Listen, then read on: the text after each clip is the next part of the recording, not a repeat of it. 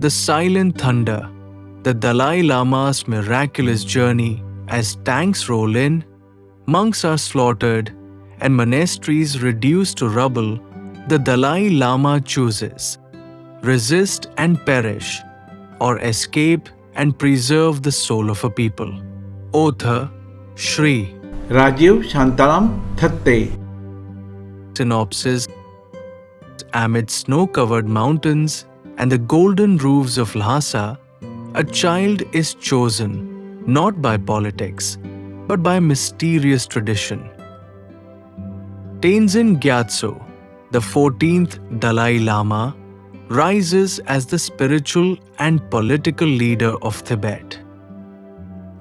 But in 1959, his peaceful homeland is invaded by the People's Republic of China.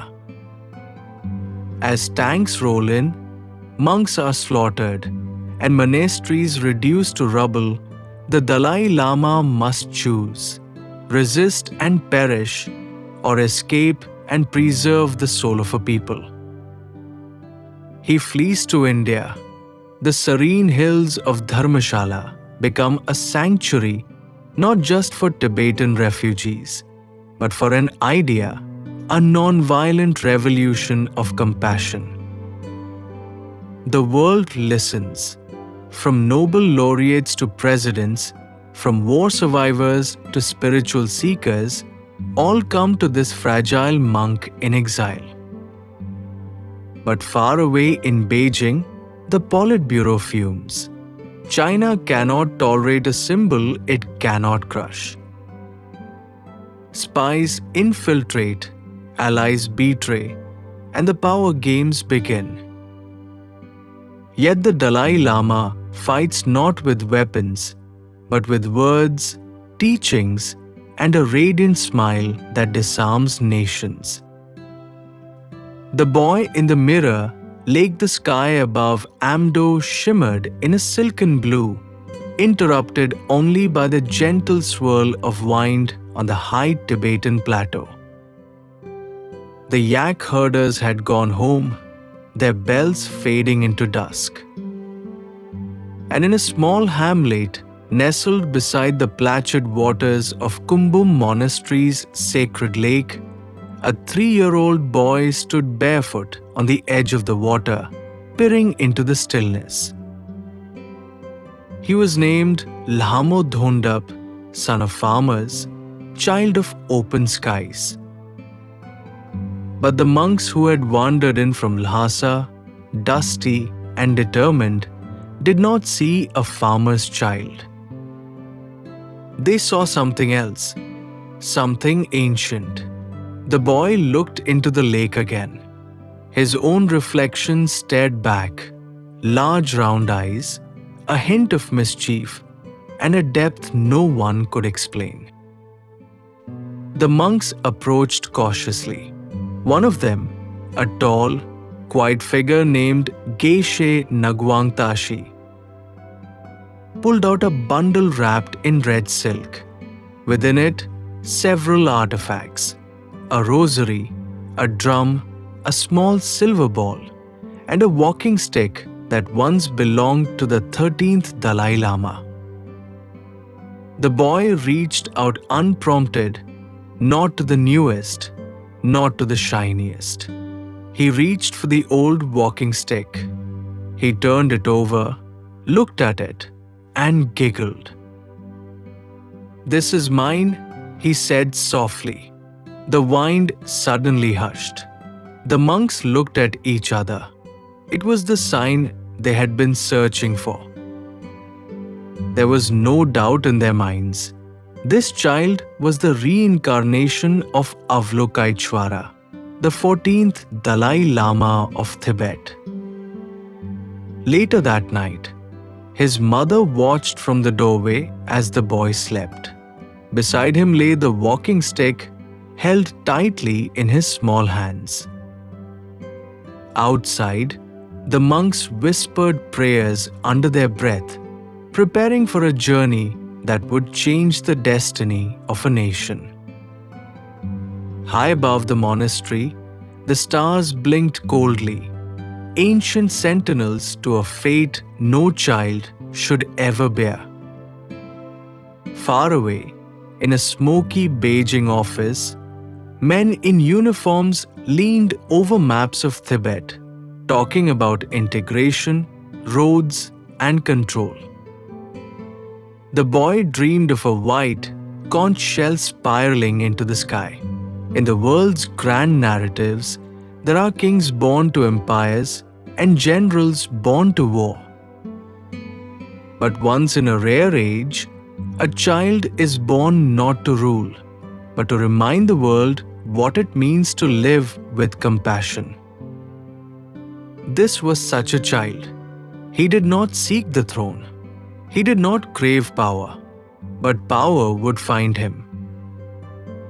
So would exile, so would China, and from that quiet lake in Amdo to the roaring forums of the United Nations, his voice, gentle, unwavering, would echo like silent thunder across the world. Chapter 1. When the soldiers came Lhasa, March 1959, the golden rooftops of the Potala Palace caught the early morning sun like polished brass. The city stirred gently. Monks in maroon robes sweeping temple courtyards, traders opening shutters along Barkhor Street, and pilgrims prostrating themselves across tawny paths, inch by inch toward their holy city. Inside the palace, His Holiness the 14th Dalai Lama, now 23, stood at the window of his private chamber, a simple cup of butter tea warming his hands. He was dressed not as a king, but a monk, his robe folded neatly over one shoulder, his feet bare. He gazed quietly across the rooftops, as if trying to listen to something deeper than sound. Something in the air was wrong. Your Holiness, said Norbu Thakpa, his young personal attendant, as he entered with the morning briefings. Another message from General Tang Guanson's camp. They insist you attend the cultural performance at the Chinese compound this evening. The Dalai Lama did not turn. His voice was calm but lined with worry. And the people? What are they saying? Norbu hesitated. They believe it is a trap. That the PLA wants to capture you. Thousands have surrounded the palace already. They say they will not let you go. Outside, bells rang from Jokhang temple. But their sound was muffled by something new, fear. Across the city, Colonel Liao Jin, a Chinese military intelligence officer, surveyed Lhasa through binoculars from a rooftop near the Norbulinka summer palace. His men, camouflaged as laborers and technicians, moved quietly through the outer districts, watching, listening, marking. This patience must end, he muttered to his aide. He is not a god. He is a political agent wearing robes. The longer we delay, the more the myth grows. But sir, the aide replied nervously, what of the people?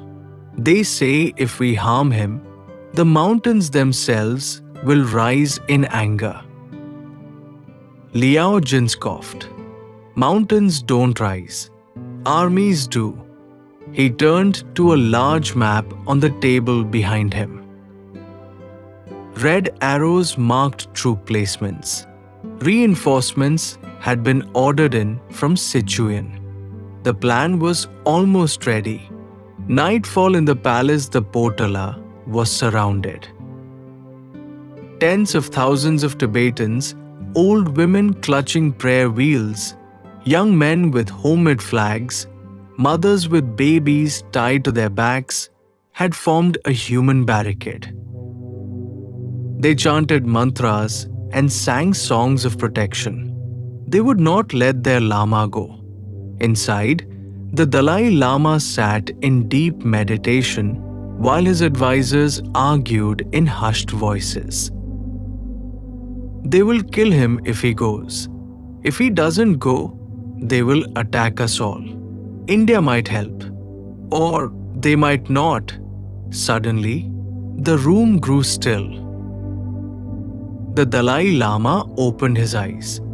"I must leave Tibet," he said. The voices stopped. Even the candles seemed to flicker with hesitation. Norbu stepped forward, his hands trembling. "But where, Your Holiness?" He looked at them all, old ministers, brave youth leaders, faithful monks, and answered quietly, "To India. I will walk in the footsteps of the Buddha, but I will return when the time is right." The great escape begins 2 nights later. Disguised as a soldier, the Dalai Lama slipped out through a secret doorway in the Potala's western wall. The mountains waited, cold, cruel, and steep. At his side was Norbu Thakpa. Behind them, a handful of loyal guards. Before them, a 13-day journey across ice and stone through Chinese patrols toward the Indian border. Behind them, the Potala stood silent. The soldiers came at dawn.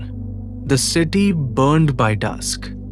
Beijing, the message is sent in a closed room within the Great Hall of the People. Chairman Mao Zedong read the intelligence report without expression. He underlined a sentence with red ink. The Dalai Lama has disappeared. He turned to his generals. Then we must make sure his return is no longer a possibility. Dharmashala waits far to the south. In the quiet green hills of Himachal Pradesh, Indian officials received a coded message from the frontier. Their radios crackled with uncertainty. Then came 3 unmistakable words: "He is safe." Chapter 2. The Refuge in India, 31st March 1959. Bomdila, Arunachal Pradesh. The rain fell in soft sheets as the small caravan of exhausted men crossed into Indian soil under the veil of night. Wet wool cloaks clung to them. Their faces, darkened by sun and soot, looked up at the Indian guards with a mix of caution and hope. In the center, riding a weary Dizio, sat a young man whose presence felt weightier than his years. He wore a plain brown robe and carried no weapon. But the Indian soldiers straightened instinctively as he passed. "Is that him?" one whispered. A senior officer nodded. "Yes, that is His Holiness, the 14th Dalai Lama, eyes red from wind and loss, dismounted and bowed low. I thank you people for this shelter," he said softly. "I have left my homeland behind, but not my people." Tejpur, Assam, a nation decides Prime Minister Jawaharlal Nehru sat in his New Delhi residence, a telegram in his hand and a grim expression on his face. His advisors surrounded him, diplomats, generals, and political aides, all waiting. "He has crossed over," said the aide-de-camp. "What is your decision, sir?" Nehru stared at the paper. Accepting the Dalai Lama meant moral strength, But it also meant infuriating Beijing, risking war with China. Yet, how could India, the land of Buddha, of Gandhi, reject a man who came with no army, no gold, only robes and faith? Nehru took a deep breath. India will grant him political asylum. Dharmashala. The first few weeks later, the Dalai Lama arrived in the small hill town of Dharmashala. Nestled among deodar trees and misty cliffs, the British built bungalows, the cool air, and the simplicity of life reminded him vaguely of Lhasa before the soldiers. "Here, Your Holiness," said the Indian liaison, "you may stay as long as you need. There's a former British rest house, Makli Odganj. It can be your home." The Dalai Lama looked around. A gentle wind rustled the trees, carrying birdsong and pine scent. "It feels peaceful," he said. Norbu Thakpa stood beside him, looking out at the ridges and valleys. "But it's not home." "No," His Holiness said, "but perhaps it can be the voice of home." Refugees come like rivers, the news spread across the Himalayas. The Dalai Lama is alive. He is safe. Soon, from every mountain path, Tibetan families came, mothers with children strapped to their backs. Monks clutching sacred texts, elders walking barefoot through snow.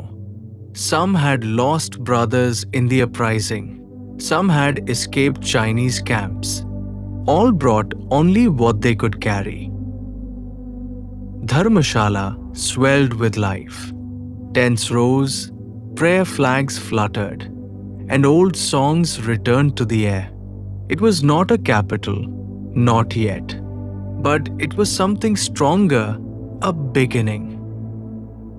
The first speech in exile in June 1959, standing under a tin roof on a makeshift stage, the Dalai Lama addressed his people. Around 5,000 exiles gathered below.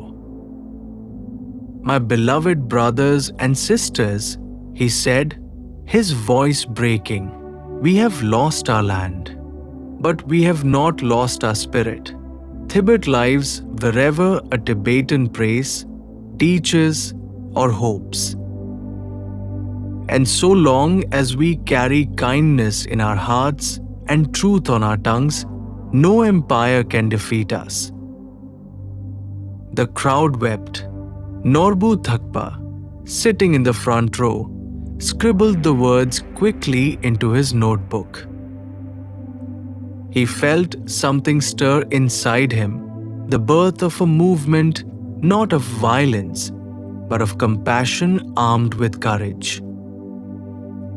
Beijing reacts in Zhongnanhai. Behind red lacquered doors, Colonel Liao Jin stood in front of a map of India. He is rebuilding Tibet outside of Tibet, Liao told his superior. If we let this continue, his voice will reach the world.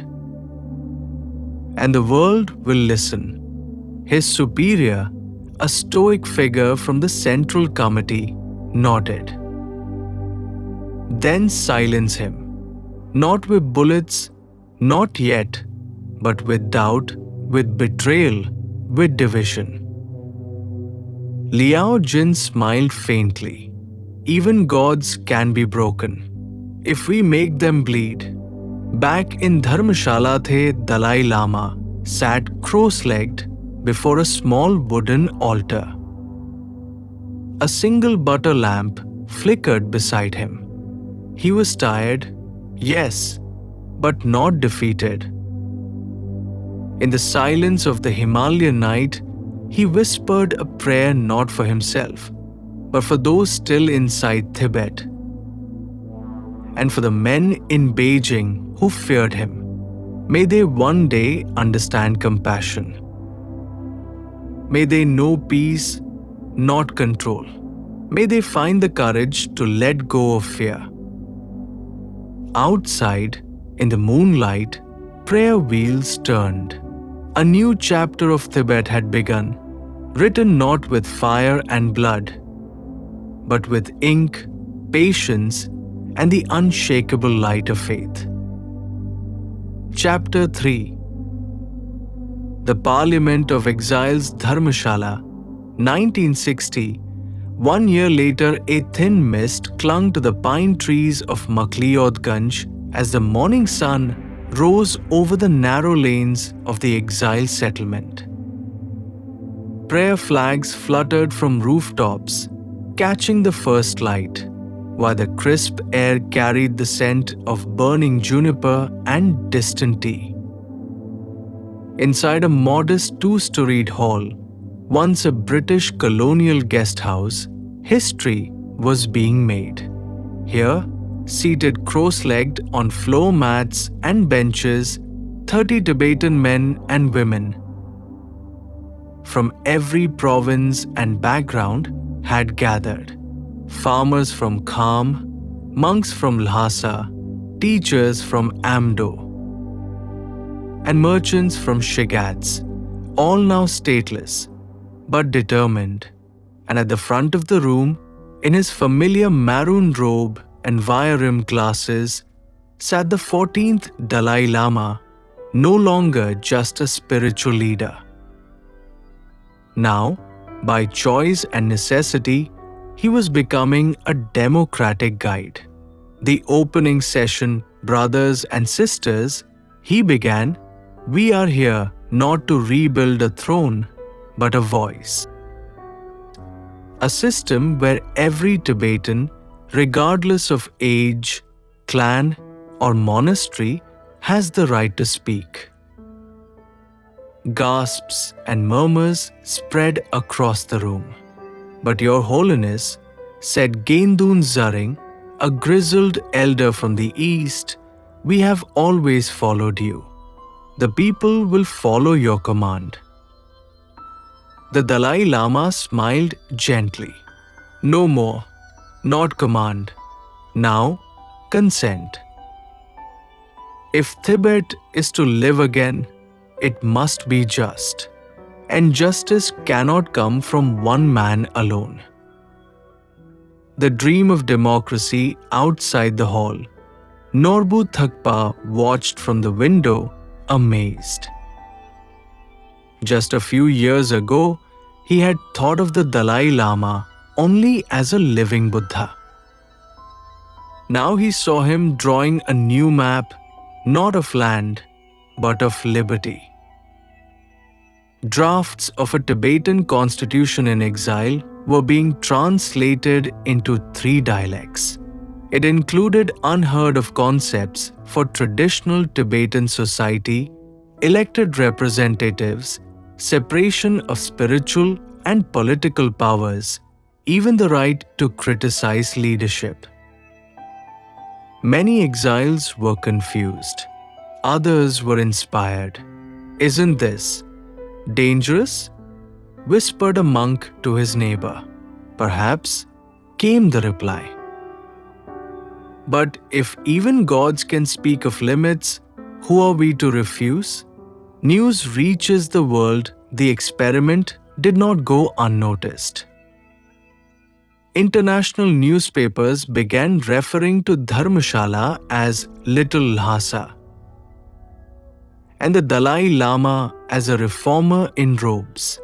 In Geneva and New York, Indian envoys quietly passed word of the Tibetan parliament in exile to human rights groups and UN subcommittees.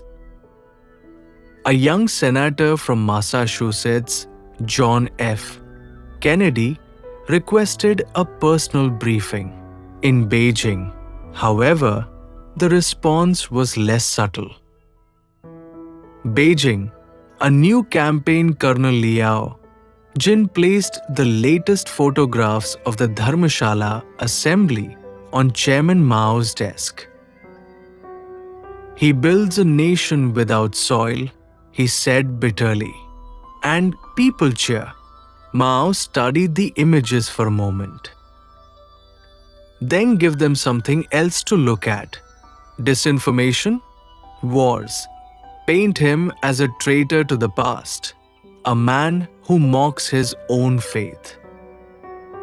Liao raised an eyebrow. "Even the gods?" Mao's reply was cold, "Especially the gods." The seeds of a shadow war soon. Pamphlets appeared in border villages accusing the Dalai Lama of betraying Buddhism. Radio broadcasts claimed he had abandoned the path for Western games. Some Indian newspapers, mysteriously funded, ran headlines like "The Lama Who Left." Back in Dharmashala, Norbu brought a copy of one such article to the Dalai Lama. "Your Holiness, they question your faith." The Lama placed the paper down and smiled softly. "Let them. If faith can be shaken by ink, then it was never real." The parliament votes by midsummer. The Tibetan parliament in exile had passed its first resolution. "We, the Tibetan people, in exile and hope, affirm our commitment to non-violence, democracy, and the preservation of our culture until such day as freedom returns to our homeland." Applause echoed through the small hall. Tears welled in many eyes. The Dalai Lama stood and bowed low, not as ruler, but as servant of his people. Closing scene that night, as the last candles burned in the assembly hall, Norbu stood alone, writing in his journal, "We have no country. But today, for the first time, we have a government. Not made of walls or tanks, but of truth, faith, and memory." He closed the book and looked out into the dark sky, where stars blinked like watchful eyes. Chapter 4. Spies in the Hills, Dharmashala. Winter 1960 to the wind in the hills had turned bitter. Snow crowned the Dhauladhar range like white helmets. And in the narrow stone lanes of Makliodganj, the silence felt different now, not meditative, but watchful. Monks still spun prayer wheels, and locals carried firewood through the mist. But something hung in the air, a tension, and unease. Someone was watching. An ominous discovery. It began with a photograph, slipped under Norbu Thakpa's door in the early dawn. A grainy image of the Dalai Lama entering the parliament hall, circled in red ink. Below it, a note, "The mountain has eyes. The fire is closer than you think." Norbu stared at it for a long time.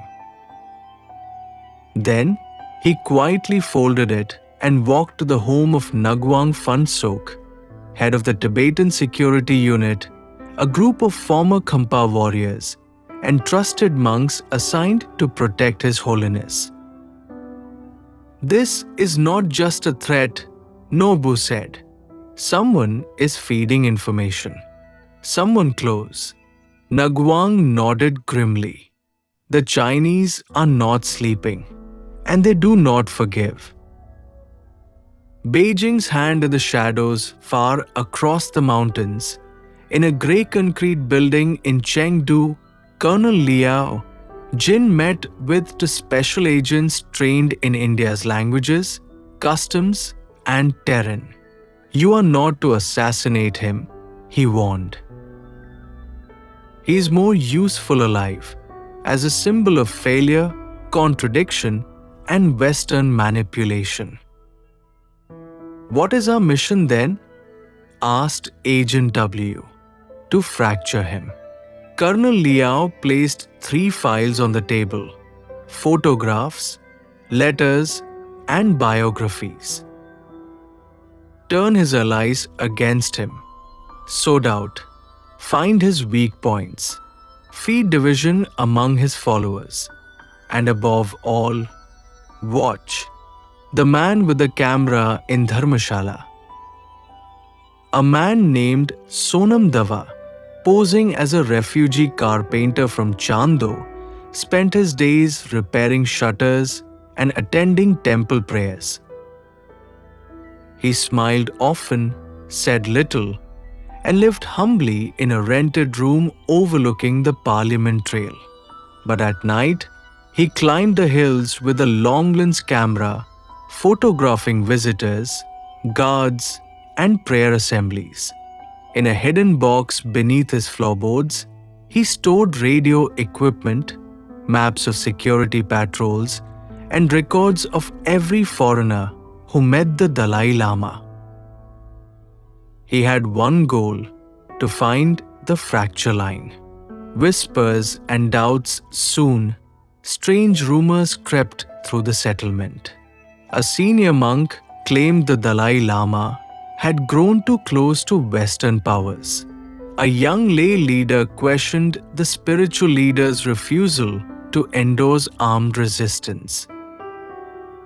Leaflets in perfect Tibetan began appearing anonymously in tea shops and monasteries. Has the golden throne become a wooden chair? The community was shaken. In private, members of the parliament in exile argued bitterly. "We cannot trust every new arrival," said one minister. "There are agents among us. We will not become a nation of suspicion," countered another.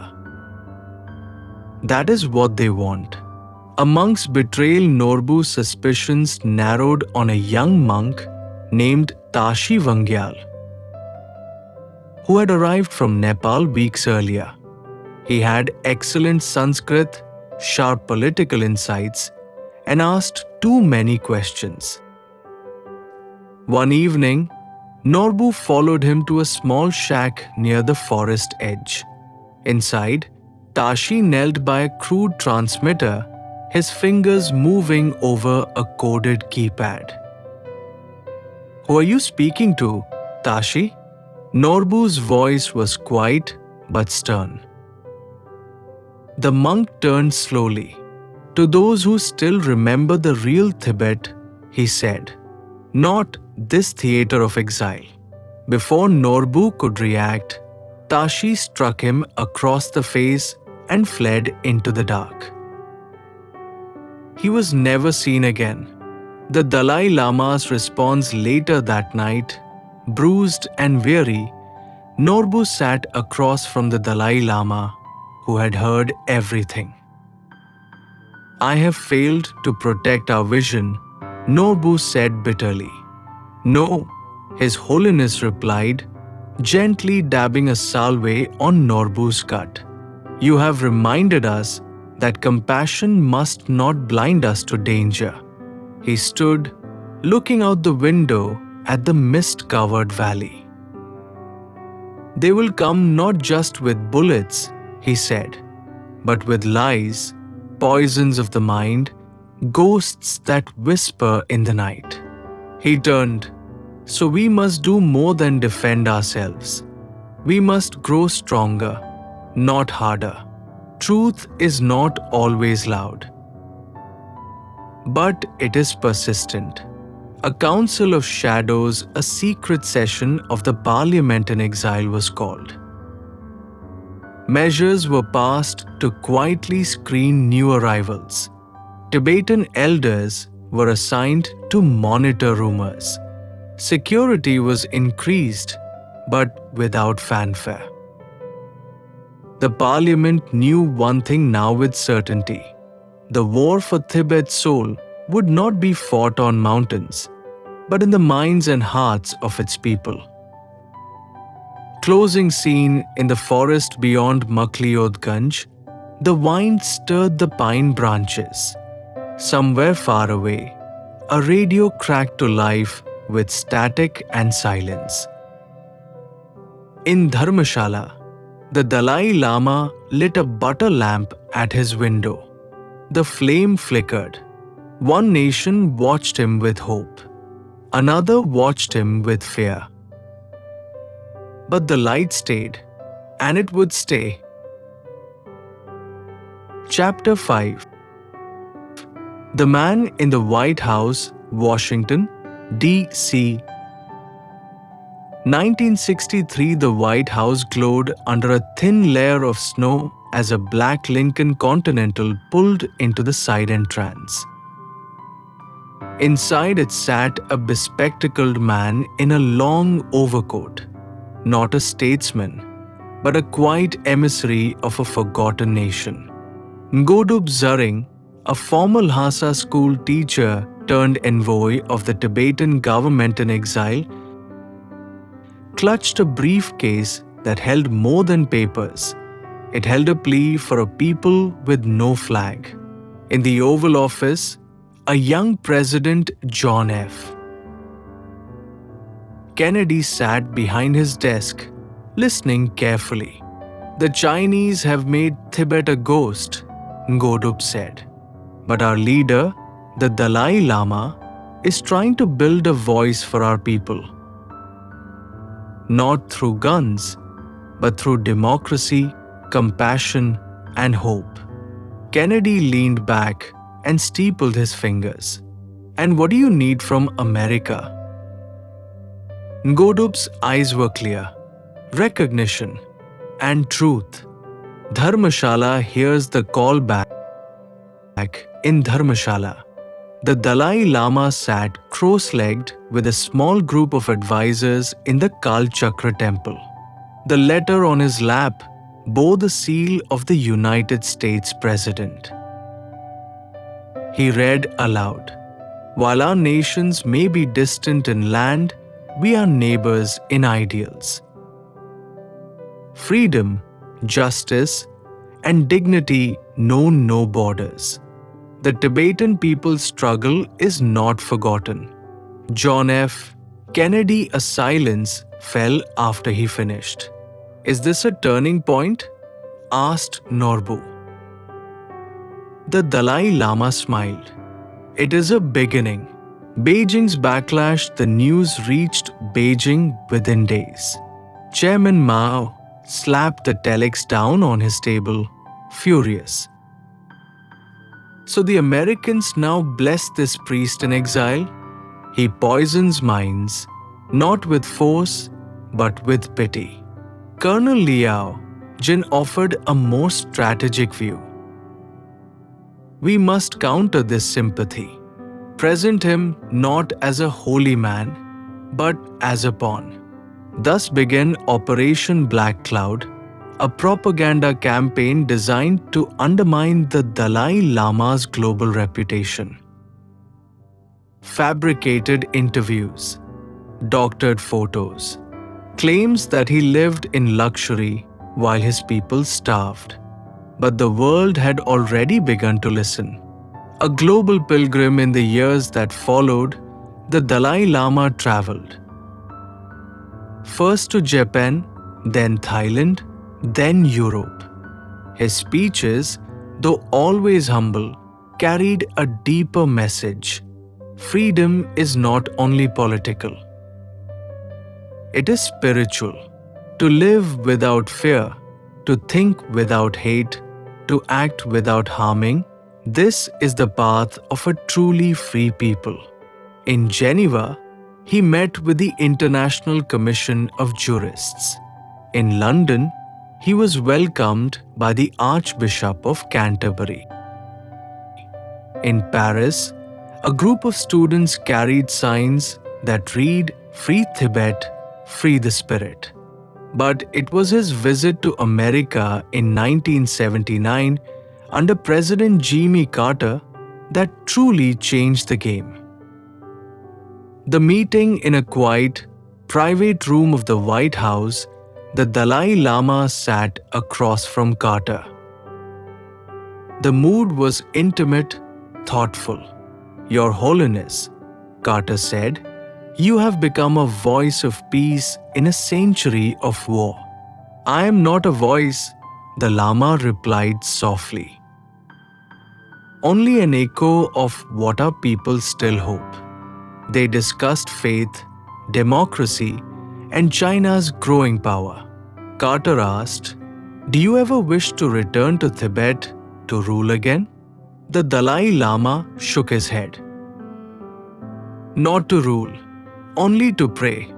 But until that day, I will speak for those who cannot.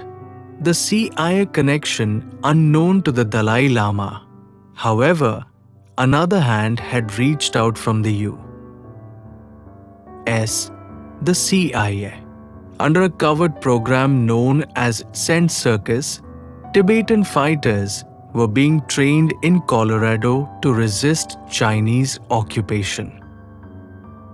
Arms were dropped in the Himalayas. Guerrilla tactics taught. A network of resistance was taking shape, separate from and largely hidden from the Dalai Lama's peaceful efforts. When he learned of it, years later, he was heartbroken. I seek compassion, he said to Norbu, but others seek utility. Even in exile, we are used. His star rises by the 1980 as the Dalai Lama had become more than just a religious leader. He was a symbol of non-violence, of dignity without weapons. He spoke at the United Nations. He was nominated for the Nobel Peace Prize. Hollywood stars, human rights groups, and spiritual seekers made pilgrimages to Dharmashala. Yet the Lama remained unchanged, laughing, meditating, teaching, and always returning to one phrase, my religion is very simple. My religion is kindness. One evening in Washington, a young Tibetan student named Tenzin Dorji stood on the steps of the Lincoln Memorial holding a candle.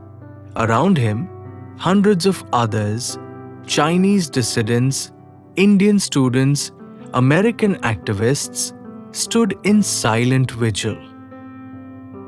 In his hand, he held a photograph of the Dalai Lama smiling. He whispered, "He is our mountain, and mountains do not kneel to storms." And far away, in the snow-capped hills of Dharmashala, the Dalai Lama sat beneath a Bodhi tree reading from a prayer book, peaceful, watchful, hopeful. Chapter 6 Fire in Lhasa, Tibet, March 1989. The city of gods had become a city of shadows. Once, pilgrims had flooded Lhasa's Jokhang temple with butter lamps and mantras.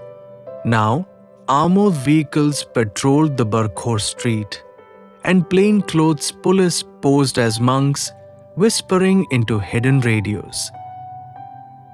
It had been 30 years since the Dalai Lama escaped. 30 years since Tibet's heart was torn from its chest. But the fire had not died. It had only waited. The spark had begun quietly, as revolutions always do. A young monk named Lobsang Dorji, barely 22, stood atop a step near the Jokhang temple and held up a worn photograph. The Dalai Lama smiling, his eyes full of grace. Then he shouted, "Bod Gyalo, victory to Tibet." Others joined, 10, then 50, then hundreds. They sang, wept, prayed, and when the soldiers came, they did not run. They stood, The crackdown Chinese troops swarmed the Barkhor circuit like locusts in camouflage.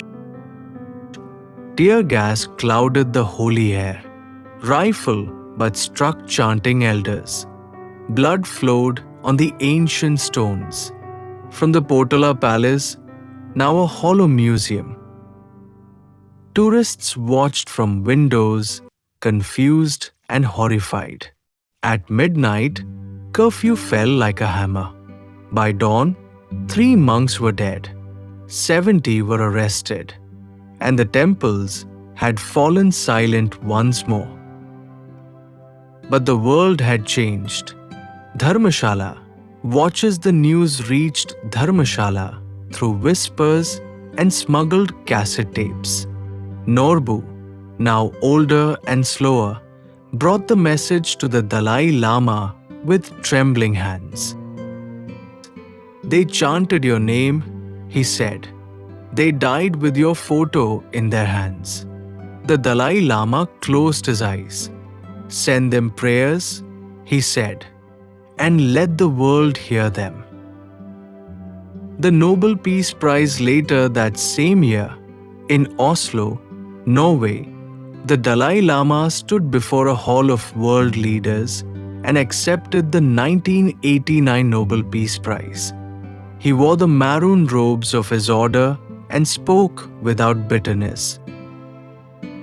I accept this honor not for myself, but for the 6 million Tibetans who live under occupation. They seek not war, not hatred, only dignity. Let us not forget that even the enemy is a human being. The crowd stood in thunderous applause. The world had finally listened. Beijing boils in Zhongnanhai, Beijing's inner sanctum, Chinese leaders fumed. He accuses us with silk words, growled General Baolin, and the world applauds. Colonel Liao Jin, older now, more ruthless, proposed a plan. We will label him a separatist, a fraud, a Western puppet. And we will make Tibetans doubt him. But Chairman Deng Xiaoping gave a slow shake of the head. No, he is cleverer than we thought. We will wait. We will strangle him not with chains, but with time. The flames of protest in Lhasa, the crackdowns continued. Dozens disappeared. Surveillance expanded.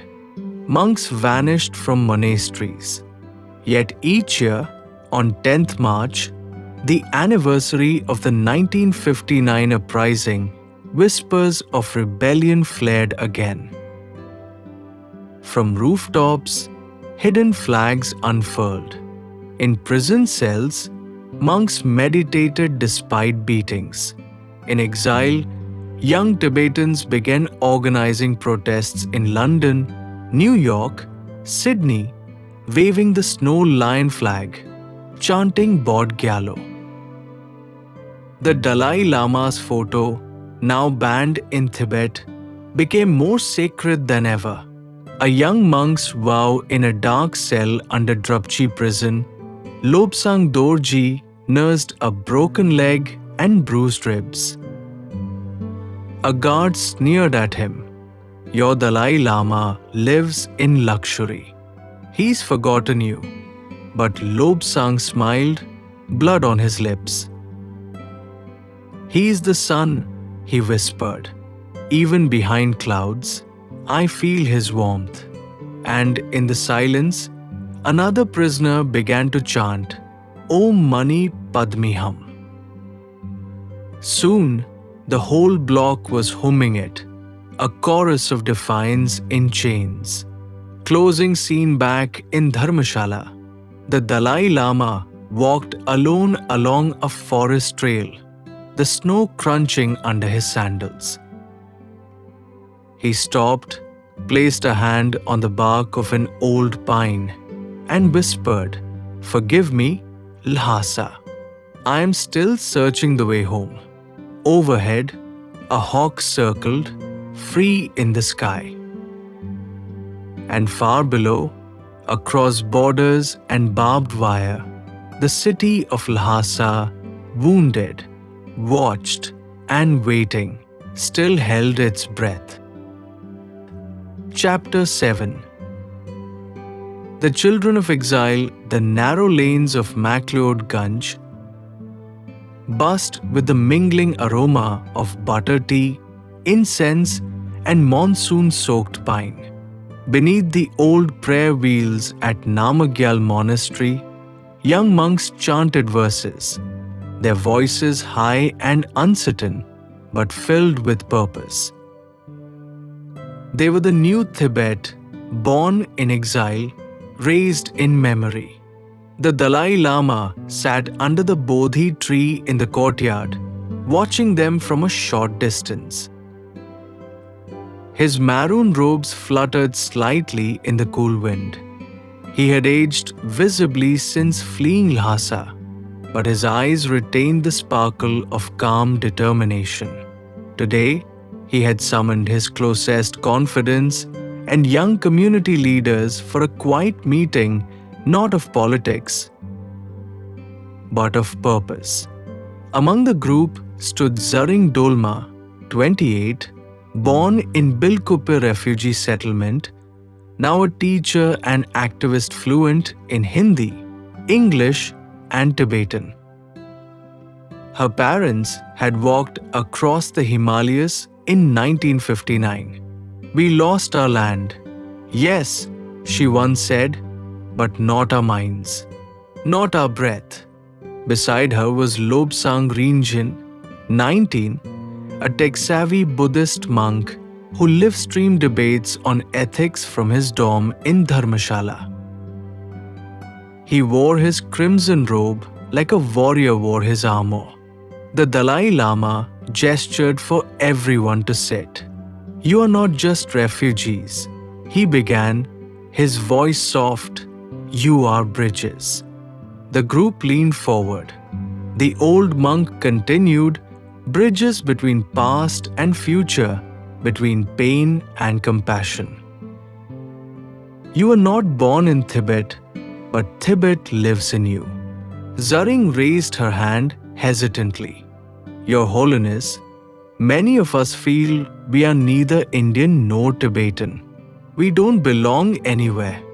How do we grow without roots?" He smiled gently.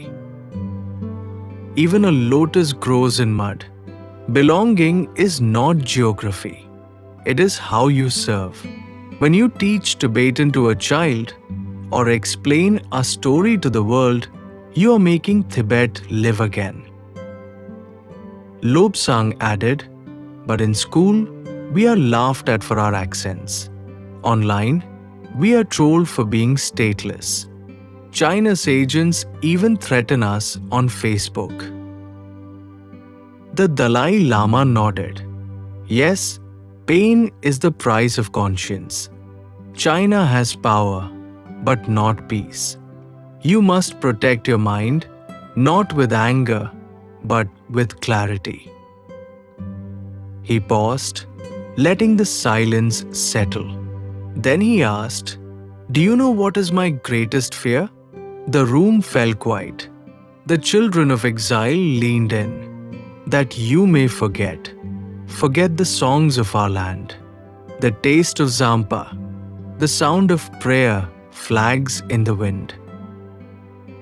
If you forget, then we have truly lost." Tsering's eyes welled up. She thought of her grandmother, now bedridden, who still recited tales of snow lions and kings of Dharma from a crumbling photo album. "We will not forget," Zaring whispered. The Dalai Lama smiled. "That is why I called you. I am old now. I do not know what will happen to the institution of the Dalai Lama. But Tibet is not me. It is you. Outside, the storm passed. A rainbow stretched across the Dhauladhar sky. The children of exile looked at it with quiet wonder, not a symbol of what was lost, but of what might still be. Chapter 8. The Dragon's Breath. In Beijing, the corridors of Zhongnanhai whispered with a cold certainty. The autumn of 2025 had brought more than falling leaves. It had brought a change in strategy. President Wei Zhen, a former military general turned statesman, sat in a silent, high-ceiling room, watching satellite images of the Tibetan plateau flicker across multiple screens. Roads snaked where once there were only goat paths. New schools, surveillance towers, military camps. To the world, it was development. To the exiles, it was erasure. Beside him stood Minister Qian Lixiu, head of the United Front Work Department. Her task was simple but immense: break the backbone of Tibetan identity without breaking the world's gaze. "They are soft now," she said calmly, tapping a report on her tablet. "The older monks are dying. The younger ones live stream. We'll flood their feeds with alternatives. Bright lights, scholarships, fame." Wei Zhen didn't respond immediately.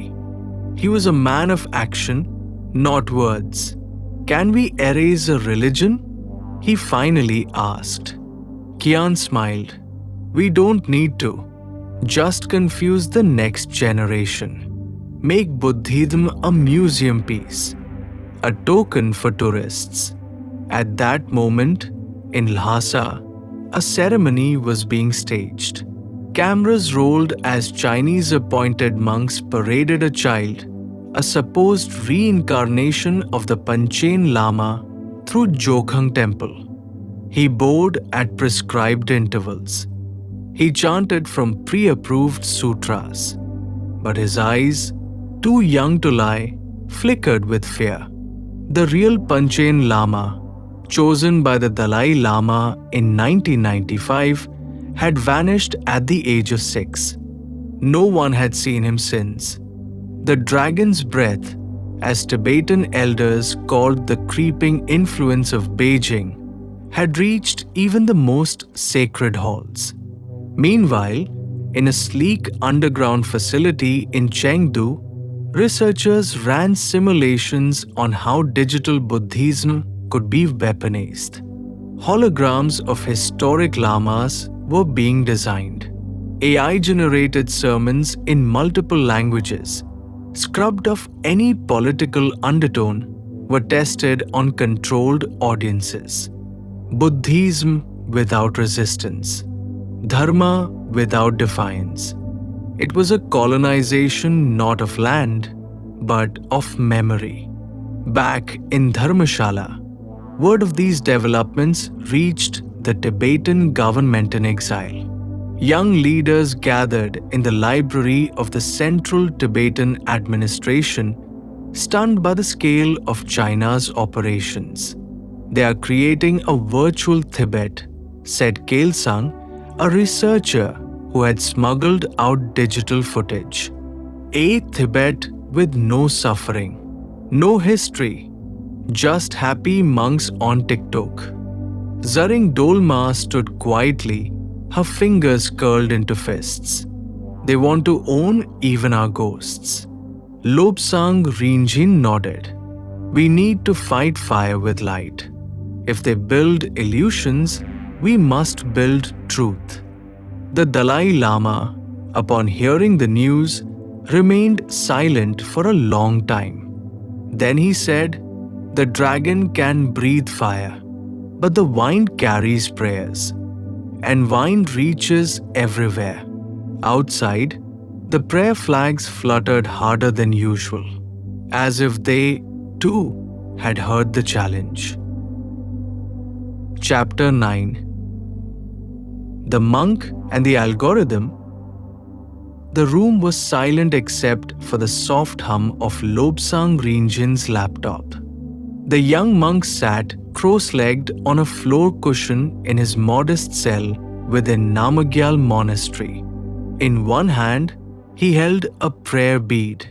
In the other, a wireless mouse. On one screen, lines of ancient Tibetan scripture. On the other, a code terminal blinking with green text. He had just finished his evening prayers, but this was also a form of prayer. The digital war for Tibet's soul was intensifying, and he had chosen his weapon, truth, coded in HTML, Python, and compassion. A week earlier, he had infiltrated a Chinese state-sponsored social media campaign, posing as a curious Western Buddhist. Through digital forensics, he traced hundreds of fake Tibetan accounts, all spouting Chinese propaganda in flawless English, back to a troll farm outside Chengdu. Some were AI bots. Others were interns paid to rewrite history in friendly hashtags. Lobsang created a counter-platform, Dharma Mira. It was a multilingual portal that exposed fakes, archived real voices, and used AI to identify subtle manipulations in photos and videos, altered chants, digitally replaced monks, tampered temples. But Dharma Mira wasn't just digital resistance. It was a sanctuary. Through it, Tibetan youth across the diaspora could connect, upload personal stories, and even participate in virtual debates on ethics and exile. Every time someone logged in, a short audio clip played, the voice of the Dalai Lama. Use technology, but don't be used by it. Meanwhile, in Beijing, Minister Qian Lixiu noticed an anomaly in their propaganda reach metrics. Dharma Mira was being shared by influencers, Buddhist scholars, and even foreign journalists. What is this? Dharma Mira? She asked sharply during a meeting. Her aide hesitated. It's a platform. Monks and activists. Hard to track. Decentralized servers. Hosted in Iceland. She frowned. Shut it down. But it wasn't that simple. The platform's architecture was built to self-heal. Even if a server was taken down, backups would pop up within hours, relinked by Tibetan coders across Nepal, Europe, and the U.S. Back in Dharmashala, Zaring Dolma watched the analytics climb. A video of a grandmother singing an old folk song had gone viral, viewed by over 700,000 people. Not for its production quality, but for its raw, weathered authenticity. This is what they can't fake, she said to Lobsang. He nodded. Truth speaks in cracked voices. But the fight was far from over. A cyber attack soon followed. Lobsang's firewall was breached briefly. Private user data was nearly exposed. China had sent a warning. They were watching. Lobsang closed his eyes, whispered a mantra, and reconfigured his encryption keys. He wasn't angry. He was ready. That night, he wrote a blog post that ended up being quoted by a global newspaper the next day. Our monasteries may be in ruins, our flag banned, and our songs buried under propaganda. But one line of sacred code can still carry the whole memory of a nation. And the world is listening. Chapter 10. The Silent Summit. A cold wind swept over Geneva as dawn broke over Lake Leman, casting silvery light on the Alps.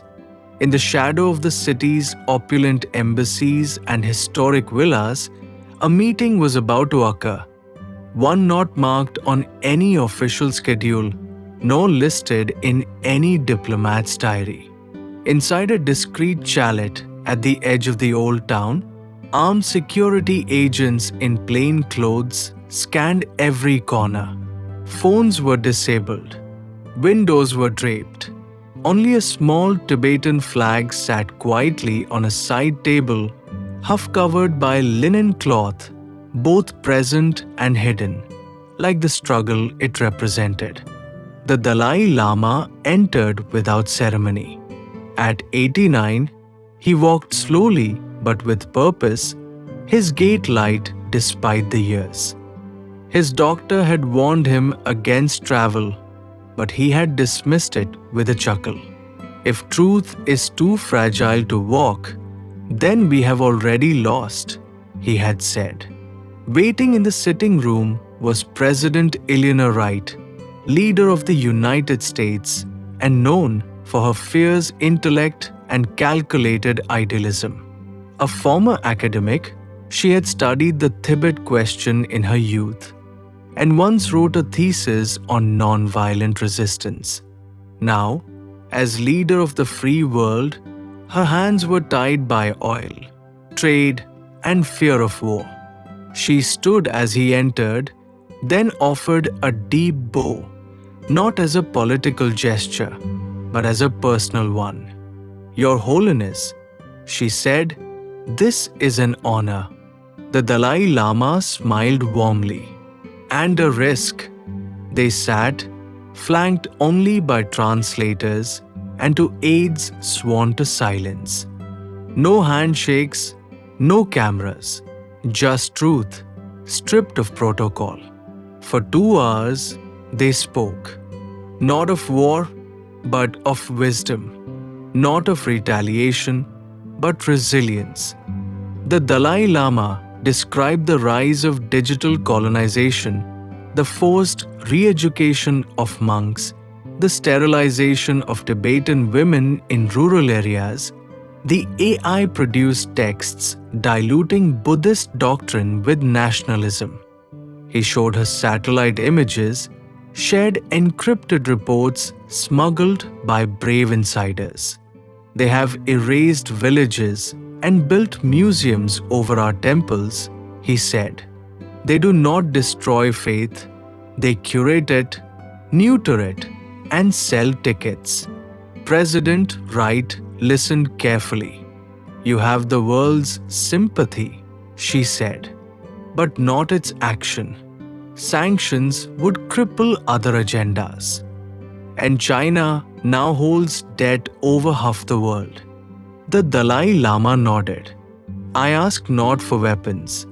I ask for words. Let your universities teach real Tibetan history. Let your media show unfiltered voices. Let your diplomats say the word Tibet again, not just autonomous region. That alone is resistance. President Wright looked at him for a long moment. Truth costs less than silence, she said softly. And yet we keep paying for silence. A pause. Then she reached into her briefcase and handed him a sealed letter. It's not official, she said. But it's real. It's from people who still believe freedom is more than a flag. He received it with both hands, as one receives a relic. As the meeting ended, she walked him to the door herself. You may never return to Lhasa, Your Holiness, she said, but perhaps your spirit will. The Dalai Lama smiled. It never left. Outside, the lake glimmered. Somewhere in the distance, a child released a paper crane into the wind. Back in Beijing, Minister Qian Lixiu stared at the grainy surveillance footage of the meeting with cold fury. They met, she said through clenched teeth. Wei Zhen, the Chinese president, replied quietly, then let the next storm begin. Chapter 11. Whispers across borders. The wind was restless over the Himalayas, as if carrying secrets from one border to the next, from monastery to slum, from campus to cantonment. The whispers were growing louder. In the outskirts of Kathmandu, a dimly lit tea house in Bodhanath buzzed with quiet urgency. 5 young Tibetans huddled in the back room, their phones off, their words measured. At the center sat Pema Sangpo, a former monk turned underground journalist. His calm eyes masked the fire beneath, a fire stoked by exile, lies, and the silent suffering of his people. He unrolled a hand-drawn map on the table. These are the new detention centers in Nagri and Chando, he said, pointing to red dots marked with dates and notes. They call them vocational schools. In truth, they are places where Tibetan language is punished and Mandarin is weaponized. One of the girls, a sociology student from Delhi University, asked, "Why isn't the world reacting?" "Because we are easy to ignore," Pema replied. "We're not market. We're not all. We're just memory." The others nodded. But they didn't come to despair. They came to act. Across the border in Ladakh, Indian Army intelligence had intercepted chatter about a secret Chinese operation titled Project Harmony, a wide-scale crackdown planned for the anniversary of the Dalai Lama's escape in March. The operation aimed to arrest over 300 known Tibetan community leaders inside China, dismantle cross-border digital networks, and disrupt satellite communication. In Dharmashala, Lobsang Rinjin and Zaring Dolma read the leaked intel with grim focus. "They're going to make examples out of those still whispering," Zaring said. "They don't fear protests," Lobsang replied. "They fear ideas. And ideas travel faster than armies." Just then, a coded message flashed on Lobsang's laptop. A young Ha Chinese dissident in Shanghai, using the pseudonym Blue Fox, had reached out. "I saw your Dharma mirror. I didn't know Tibetans were erased so silently. I want to help. My grandfather was sent to re-educate monks. He confessed before dying. I owe your people." It was the first time a Ha civilian had offered direct aid. A new bridge, fragile but historic. Meanwhile, at a monastery in Mustang, Nepal, old monks revived an ancient practice, air writing prayers in the wind with ritual daggers. The idea was symbolic, but a message spread, even the air remembers. Small acts bloomed everywhere. A university in Canada organized a Tibet Memory Day after a student read Zaring's blog post. A South Korean K-pop singer tweeted a photo of a Tibetan flag and deleted it within 5 minutes, but it was already viral. In Tokyo, 1,000 origami snow lions were placed silently at the Chinese embassy gates. No slogans, just silence. Each act was a whisper, but together they became a chorus. Back in Beijing, WEI Zen stared at the growing unrest, his fingers drumming against the table. "The world is waking," Minister Qian said with concern. He answered coldly, "Then we must put it back to sleep." He signed an executive directive, Operation Silence. It would begin with digital blackouts in Lhasa, followed by midnight raids. But beyond their reach, in refugee camps, sacred hills, and the clouded alleys of the internet, the whispers grew into words. And words, once spoken from truth, are hard to unhear. Chapter 12. Operation Silence. The darkness came first, Not the darkness of night, but of absence. At 2:14 a.m. Lhasa time, the city's internet flickered and vanished. Phones stopped ringing. Social media feeds froze. Surveillance drones, now armed with thermal sensors, buzzed silently above rooftops. The city, already watched for decades, had now become a prison of shadows. Operation Silence had begun. In a command center deep beneath Beijing, President W.E. Eisen watched a wall of screens. Each feed was a neighborhood, a monastery, a refugee hideout. Facial recognition mapped the outlines of monks, poets, students, and elders who had dared to defy the official narrative. Strike at the voice, he told Minister Qian Lixiu, and the silence will follow. Across the plateau, uniformed officers in unmarked vans descended on homes. Doors were broken, manuscripts burned, USB drives confiscated. In Drepung Monastery, young monks were beaten for chanting in Tibetan. In Gaba, elderly women who shared folk tales on local radio were accused of verbal terrorism. A child's voice was recorded sobbing as her father was dragged away. "I just want to speak our words," she cried. And still, in the silence, the resistance endured. In Dharmashala, the Tibetan government in exile lost contact with its entire in-country network. Panic was immediate. Zaring Dolma slammed her fist on the table. "They've cut us off. We are blind." "No," said Lobsang Rinjin quietly, turning to a dust-covered wooden box on the shelf. He opened it to reveal an old shortwave radio, a relic of his grandfather's time. "They can kill the internet, but they can't kill the sky." Within hours, messages were being sent and received across the Himalayas in coded tones, broadcasting on frequencies too old and obscure for modern jammers to detect. The monks in Ladakh, the exiles in Mustang, and even sympathizers in Taiwan and Mongolia tuned in.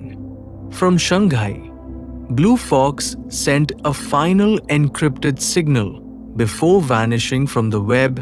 XINGXNZHNL, believe in truth. Silence is brittle. Meanwhile, the Dalai Lama was in retreat, meditating in his secluded quarters in MacLeod-Ganj. His aides begged him to issue a public appeal, but he declined. "I will speak," he said softly, "when silence has finished its turn." But the silence grew heavy. 3 prominent Tibetan educators in Lhasa were executed in a staged trial.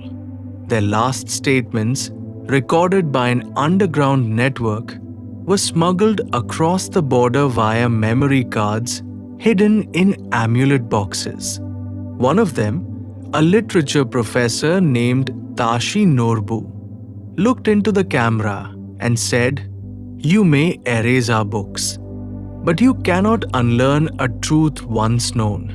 You may silence us, but silence is only a pause, not an end." The footage was uploaded to Dharma Mirror by Lobsang. Within 24 hours, it had been translated into 12 languages and viewed 2 million times. Subtitled, shared, immortalized. The world began to notice. Again, the European Parliament held an emergency session on Tibet. Buddhist leaders in Japan and Thailand lit 1,000 lamps for the voices of the vanished. In Times Square, holographic art installations replayed the whispers from Lhasa, set against the sound of fluttering prayer flags. And then, finally, the Dalai Lama emerged. He stood before a crowd in Dharmashala. No stage, no banners, just a white khata scarf around his neck and a single microphone. "My people are not angry," he said. "They are grieving. But from grief grows resolve." He paused. "You can silence a tongue, but you cannot imprison a prayer." The crowd wept. The world listened. And even in Beijing, behind a fortress of steel and firewalls, someone, a Lauren King translator, whispered those words to herself again and again until they felt like freedom. Chapter 13. The Fire Beneath Snow. The snowfall over Lhasa was unusually thick that March, muffling footsteps and veiling rooftops in an unnatural calm. But beneath the soft white hush, something stirred, something older than empire, deeper than fear. Across the highlands and valleys, the Tibetan people moved in silence, not with shouts or banners, but with presence. Mothers tied prayer flags on telephone poles. Farmers etched mantras into the frozen earth. Young men quietly switched from Mandarin back to Tibetan in whispered conversations. The fire beneath snow was rising. At dawn, a monk named Dorje Tonzin, long thought to have vanished in a re-education center, reappeared in the Barkhor square. He lit a single butter lamp and sat cross-legged, chanting. He was arrested within 5 minutes, but by nightfall, 11 more monks had taken his place. Then 20 more.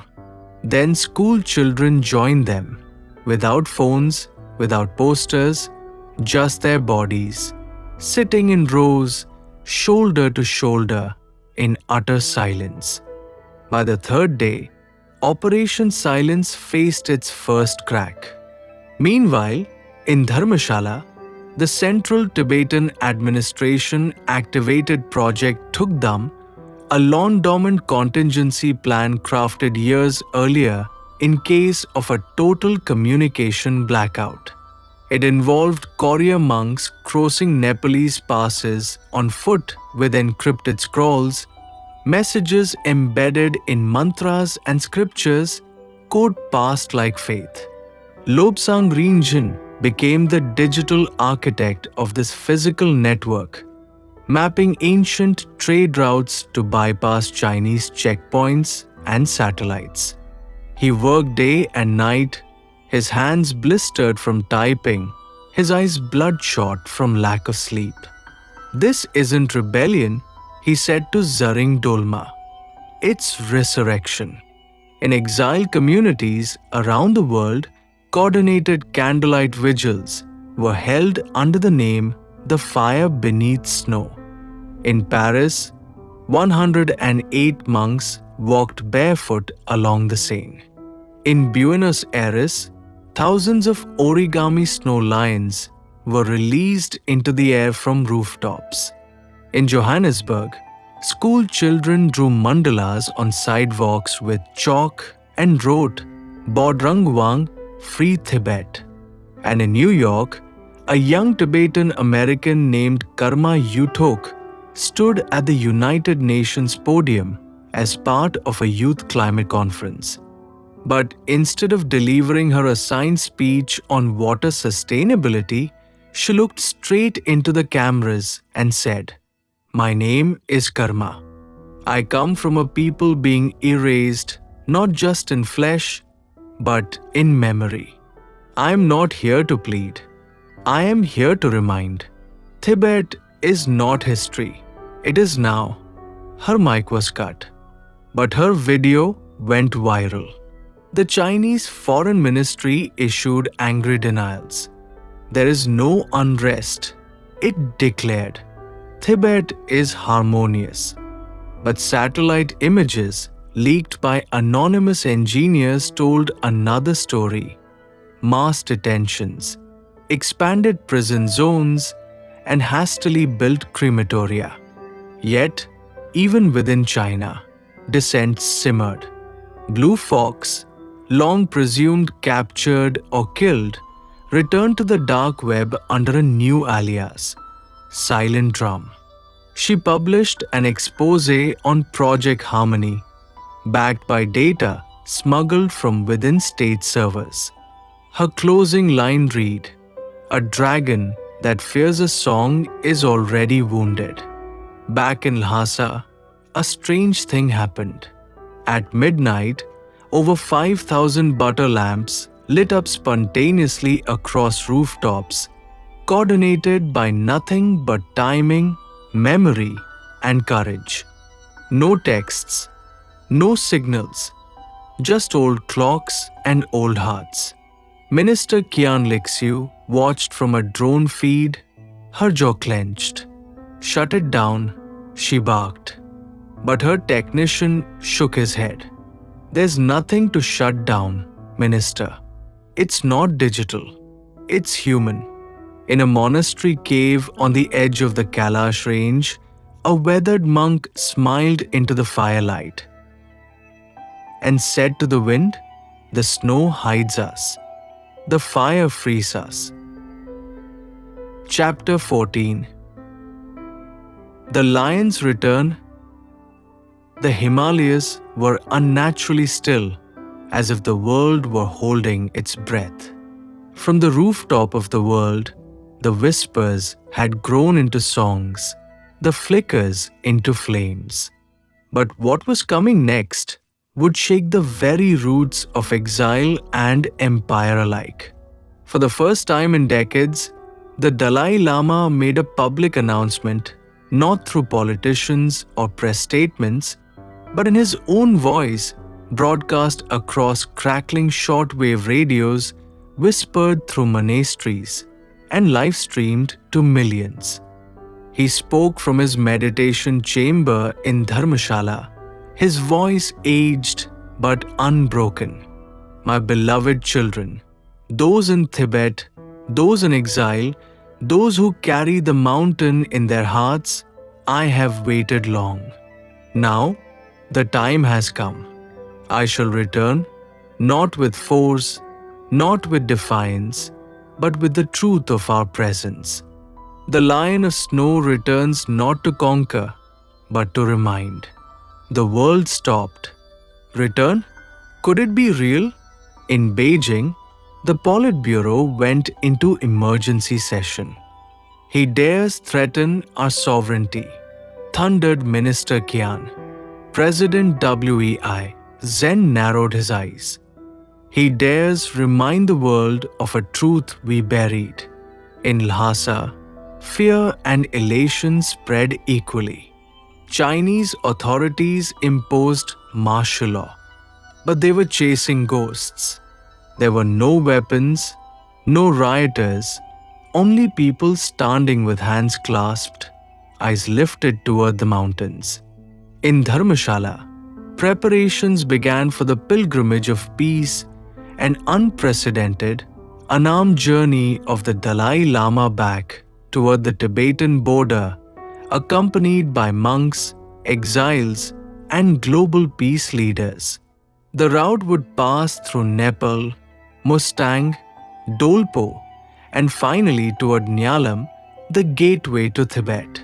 At first, it sounded symbolic, until it wasn't. Countries around the world were divided. India was caught in a diplomatic vice between its historical role as protector of the Dalai Lama and its growing dependence on Chinese trade. The Prime Minister summoned his Foreign Secretary and asked, "If we block him, what do we lose?"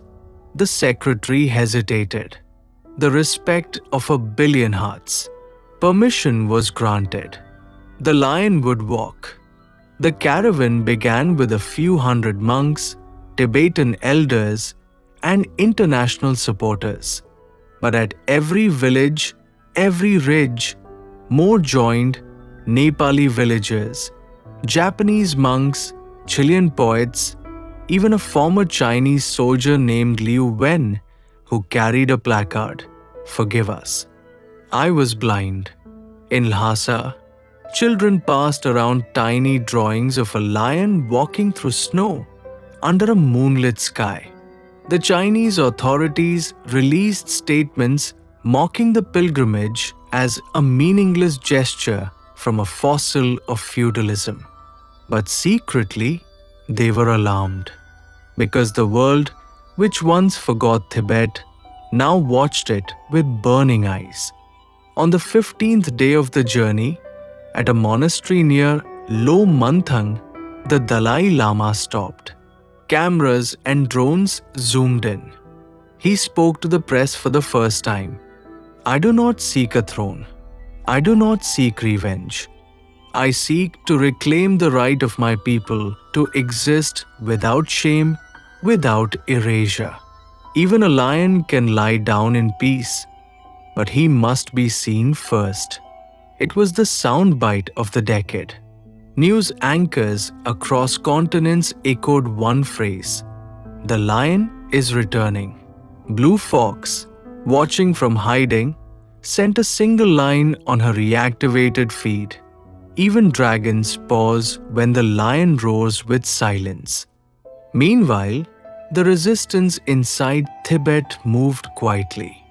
Zaring Dolma, now coordinating global support, launched Project Mandala, a network of allies who would physically mark safe zones and message relays inside Tibet in anticipation of the Dalai Lama's crossing. But a storm was gathering in Beijing. Wei Zhen, furious and humiliated, issued a covert directive: intercept the lion, prevent the return, at all costs. What he didn't understand was that the lion was already in Tibet, not as a man, but as a million acts of quiet defiance, a culture reborn through whispers, drawings, songs, and memory. The journey continued, and somewhere, just before the final pass, beneath the eternal gaze of the Himalayas, the snow stirred. Because even snow cannot silence a lion forever.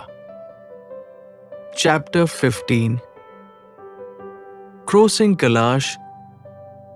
The wind howled across the plateau as if mourning something ancient. The pilgrimage of peace had reached its final threshold. The base of Mount Kailash, sacred to Hindus, Buddhists, Jains, and Bon alike, a mountain never climbed, never conquered, only circled in reverence. Here, in the thin air above 16,000 feet, the Dalai Lama paused. His breath was labored, his steps slow, yet his eyes, deep and clear, held the calm of a lake undisturbed by time. "We are not here to defy," he said to those gathered around him, "but to dissolve the distance between a truth and its home." Thousands had now joined. Not just Tibetans, but Chinese dissidents, monks from Japan and Thailand, peace activists from South America, native elders from Canada. They came without fanfare, only the rhythm of prayer wheels and the silent resolve of shared purpose. But shadows gathered. The Chinese PLA had moved armored units to the border near Nyalam and Burang, and armed drones patrolled the skies above Nagri. Beijing had declared the Dalai Lama's pilgrimage a provocative act of geopolitical sabotage. A final directive had been signed: turn him back, or erase him. But the mountain had its own laws. As the caravan began the Kora, the sacred circumambulation of Kailash, a sudden snowstorm swept across the region, grounding drones and disabling surveillance satellites. Locals called it Gangkar's breath, a rare phenomenon said to occur when the gods themselves intervene. Lobsang Rinjin, monitoring the satellite disruption from a mobile relay in Mustang, stared in disbelief. "They've lost their eyes," he whispered. It was the break they needed. While the world watched weather forecasts and border alerts, the core of the caravan, the Dalai Lama, two attendants, and a dozen monks quietly altered course, taking a forgotten path used by traders and nomads for centuries. Guided by a blind shepherd from the region who had memorized every contour of the land, they crossed a frozen ravine and descended into Tirthpuri Gorge, the final stretch into Tibetan territory. At the same time, resistance cells within Tibet executed Project Mandala. All across the plateau, villagers planted khata scarves at ancient prayer sites. Nomads arranged yak dung in spiral patterns visible from the sky. Disguised messages were broadcast through traditional flutes and throat songs, announcing the lion has crossed. It was no longer metaphor. The Dalai Lama had entered Tibet. Word spread like a secret wildfire. In monasteries, long turned into state museums, butter lamps lit up overnight. In schools where Tibetan language had been banned, children wrote his name in chalk on old walls. In prison camps, political detainees began hunger strikes, chanting Gyalva Rinpochela Tempa Gyur CIG. May His Holiness live long. But at the Lhasa Command Center, the PLA scrambled for control. President WEI Zen, enraged, demanded immediate interception. Fighter jets were dispatched. Elite units mobilized. And then came the moment no one expected. A Chinese Buddhist delegation, led by Abbot Long Ixine of the White Lotus Temple in Sichuan, once a tool of state propaganda, publicly defected. In a dramatic broadcast, they bowed toward Kailash and declared, "No empire outlasts the truth. We follow the Bodhisattva, not the bullet." Even state media couldn't bury it. Meanwhile, in a cave at the edge of Lake Mansarovar, the Dalai Lama stood with bare feet in the icy waters. His whisper echoed among the peaks, "I have returned, not to reclaim power, but to restore presence." On that night, under a moon wrapped in mist, the sky above Tibet shimmered with the northern lights, a rare and symbolic aurora captured on camera by a weather satellite the moment before it was shut down. The world erupted. The Vatican offered prayers. Desmond Tutu's foundation called it a spiritual revolution. In Taiwan, church bells rang. In New York, crowds chanted in Times Square. He walked back. We walk with him. And in Beijing, President WEI Zen stood alone in his war room, surrounded by data and denial. He realized the battle he had feared most had already been lost, not to weapons or armies, but to a story that could no longer be suppressed. The fire had crossed the snow. The lion had crossed the mountain. And history, once frozen, had begun to move again. Chapter 16. Echoes in the Forbidden City. The vines from Kailash had not only swept across the Himalayas, they had reached the walls of Zhongnanhai, the Chinese Communist Party's seat of power in Beijing. Within the ancient red brick corridors of the Forbidden City, where emperors once ruled and revolutionaries plotted the birth of a modern China, silence now fell heavy. Not the silence of control, but of doubt.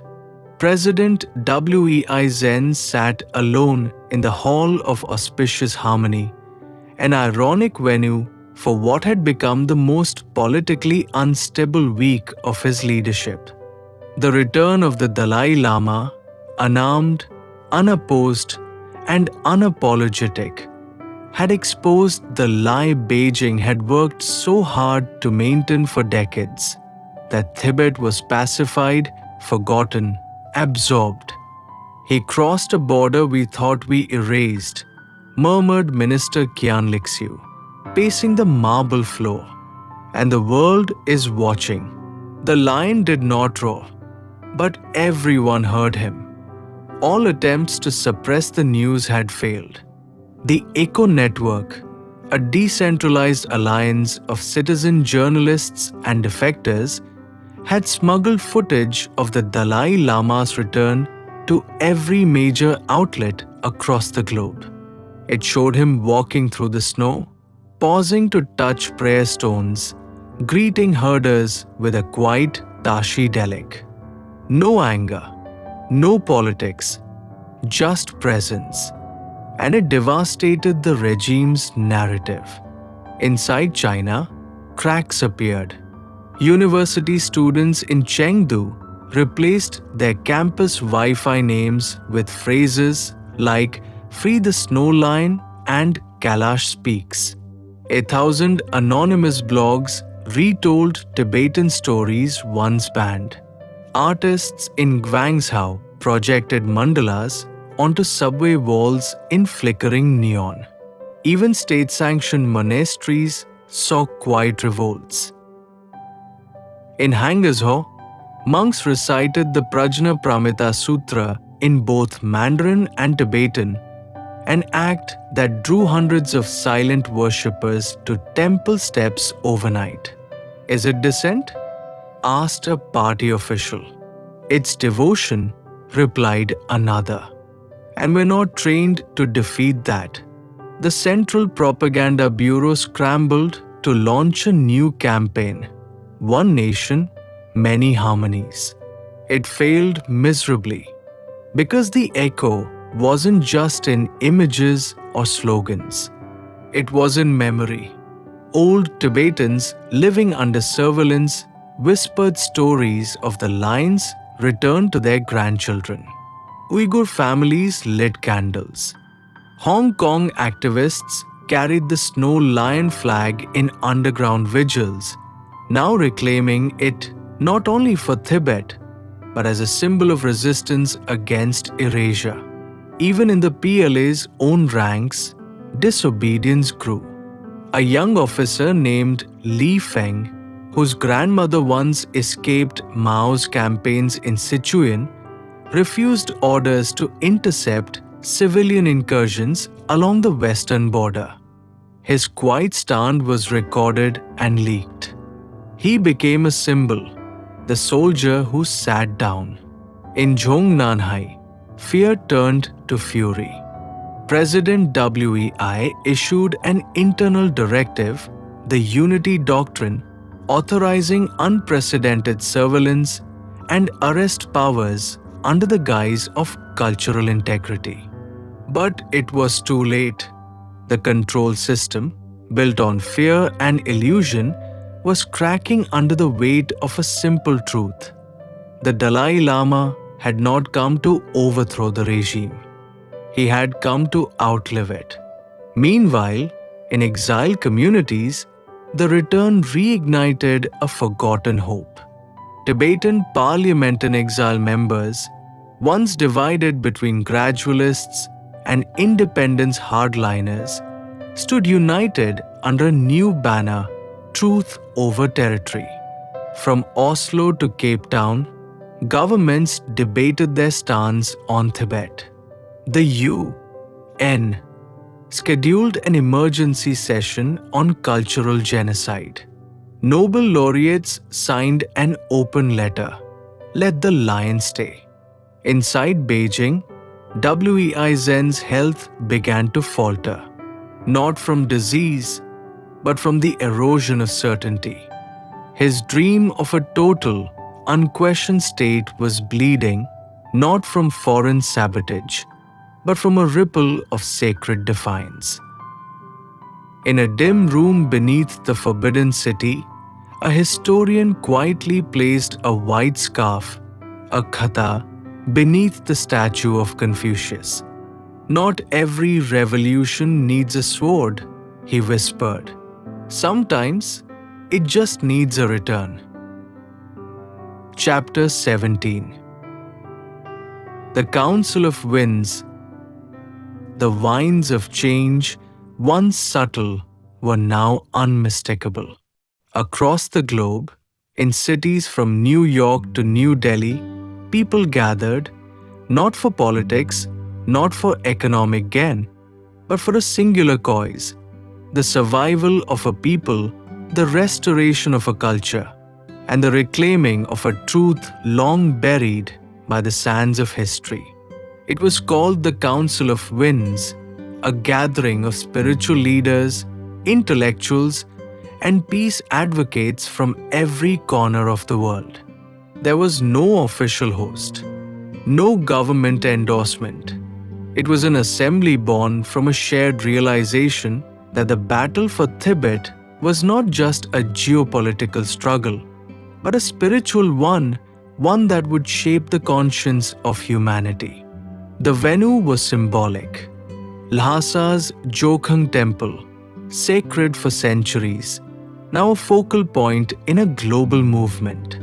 The temple's golden roofs caught the rays of a low sun as delegates from more than 30 countries arrived, moving in silent procession through the ancient alleyways lined with prayer flags.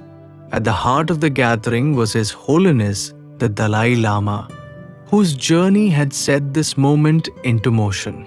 His voice, once a solitary call, had become a beacon for those who had long been silenced, and for those who now sought to carry forward the torch of truth and justice. Sitting beside him in the ancient temple, Desmond Tutu spoke first, his voice like a steady wind. The South African Archbishop, whose own struggles against apartheid had made him a living symbol of resilience, rose from his seat.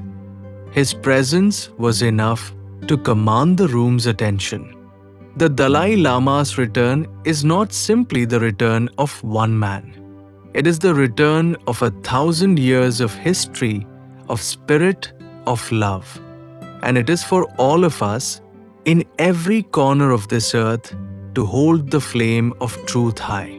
Behind him, the faces of leaders from many traditions were illuminated by the flickering light of butter lamps.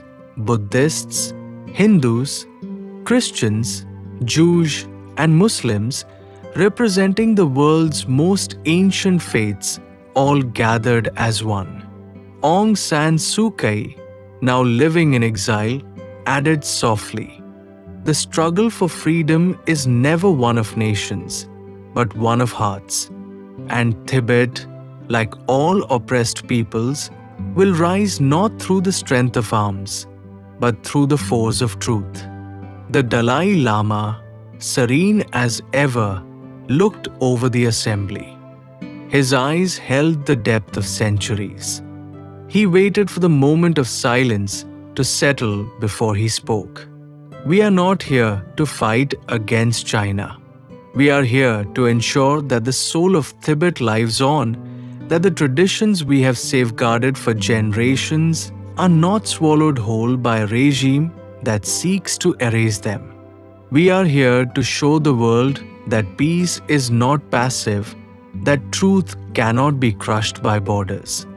The delegates, many of whom had lived through their own forms of oppression, nodded in unison.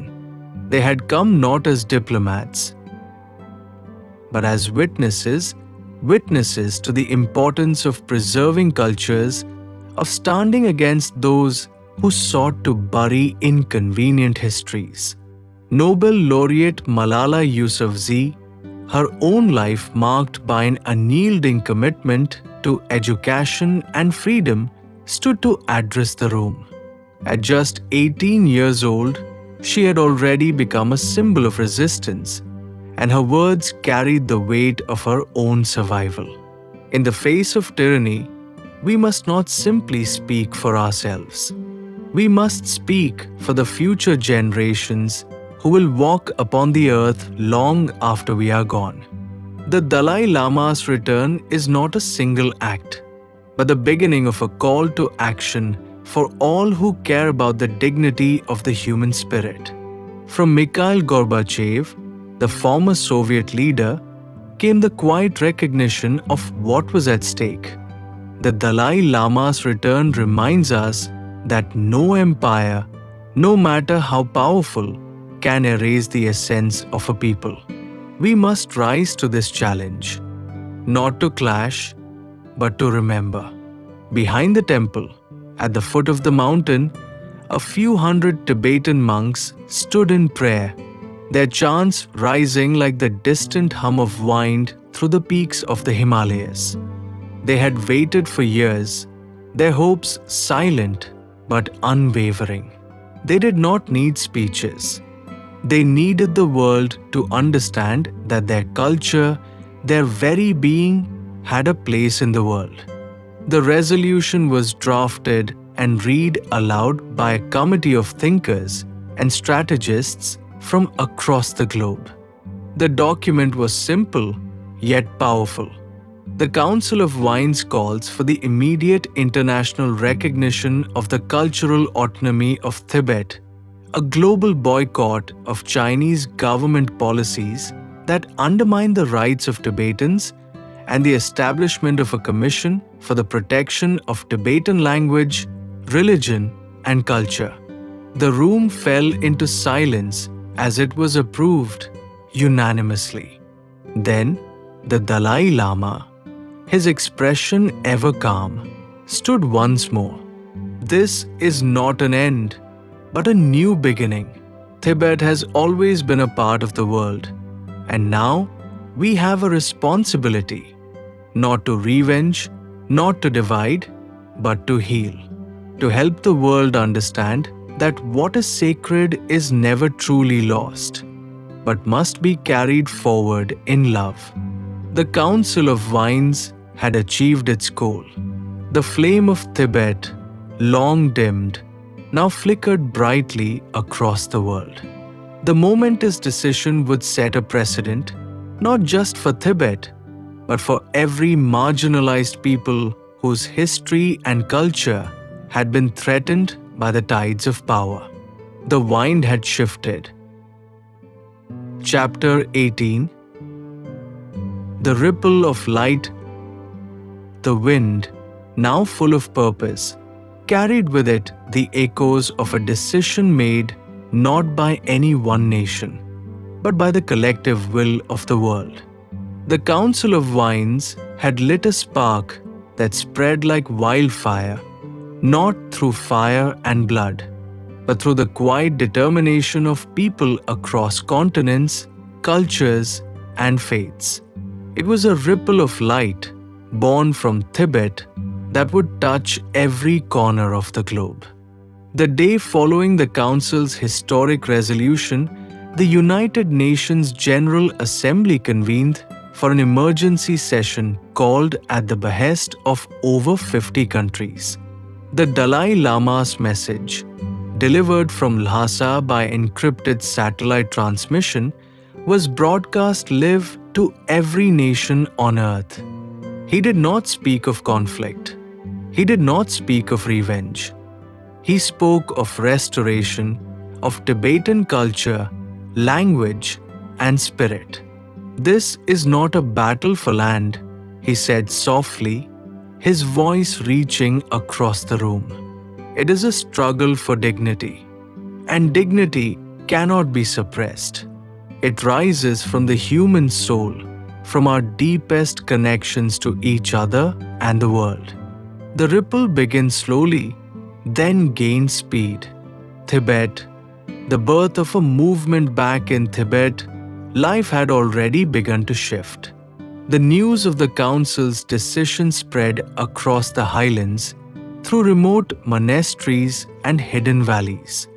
Monks in Lhasa, who had long lived under the watchful eye of the Chinese government, began to feel a strange sense of empowerment.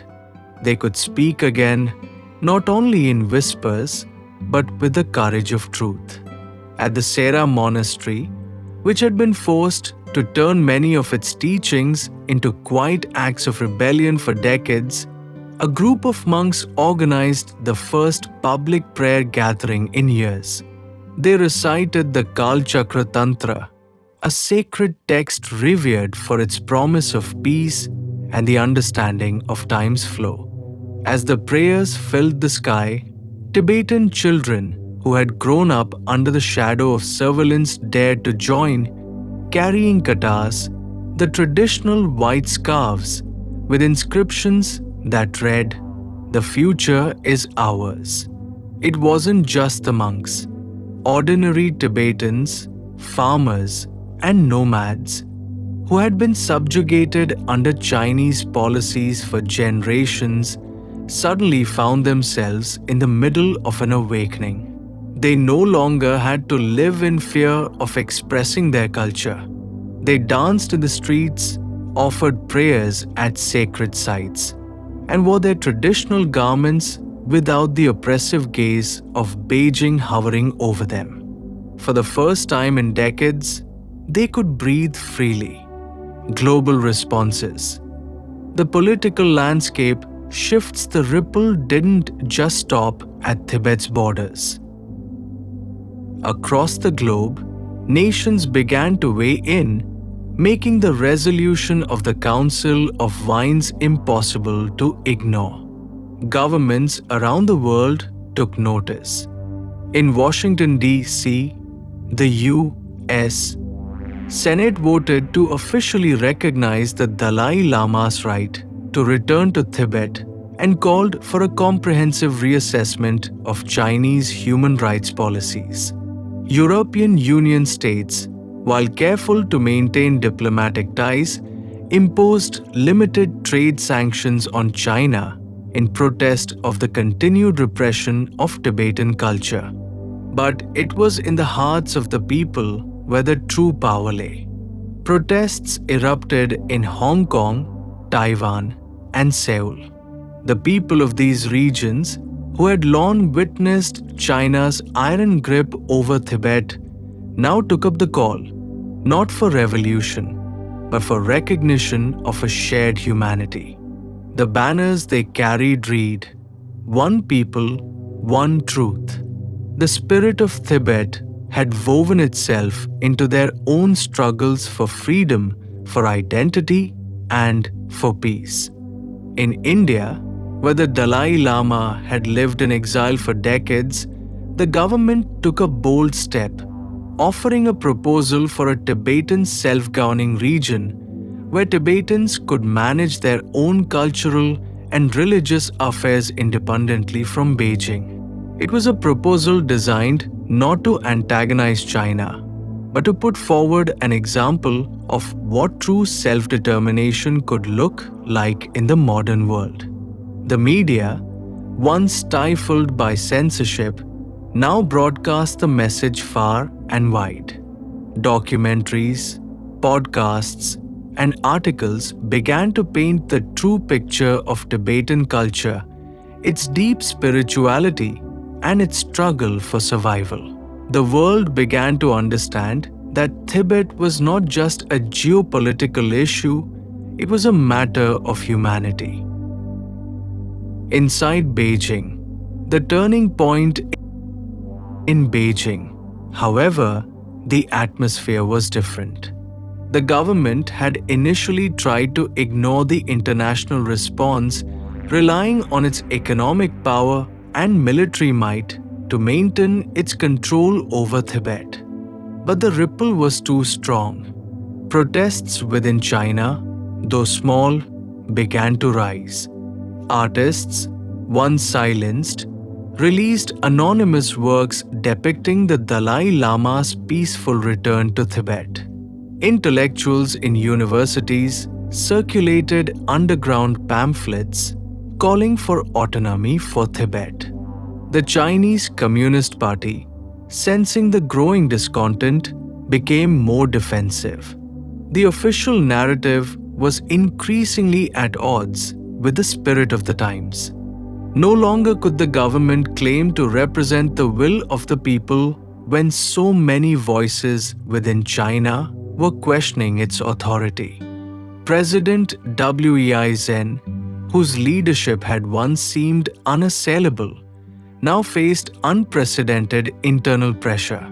The Communist Party found itself in a strange battle, not against foreign forces, but against the growing tide of spiritual resistance. Beijing's attempts to silence the truth had only amplified it. The light spreads. A new era. In the days and weeks following the Council of Winds, the ripple of light grew larger. It wasn't simply about Tibet. It was about every oppressed people, every silenced culture, and every forgotten history. In Mexico City, indigenous activists held vigils for Tibet. In Berlin, citizens demanded the return of cultural artifacts stolen during colonialism. In Cairo, scholars held seminars on how civilizations have long struggled to preserve their spiritual heritage against the tide of modernity. Even in China, despite the regime's best efforts to suppress it, there were whispers of change. People who had once been silent began to ask, "What is the cost of silence?" And slowly, very slowly, the answer began to emerge. It was not the roar of an army or the clash of weapons. It was a quiet revolution, one born of faith, of truth, and of a single, simple idea. When light is carried by many, it cannot be extinguished. Chapter 19. The flame of hope. The world had changed in ways no one had fully anticipated. The ripple of light sparked by the Council of Winds had ignited a fire, not of destruction, but of hope. It was a flame that began in the highlands of Tibet, but soon it spread across borders into places previously untouched by the winds of change. The quiet revolution in Tibet, the return of hope, had taken on a palpable form. The Tibetan Autonomous Region, while still under the watchful eye of Beijing, saw an unprecedented shift. The monasteries that had once been places of secret teachings now thrummed with quiet energy.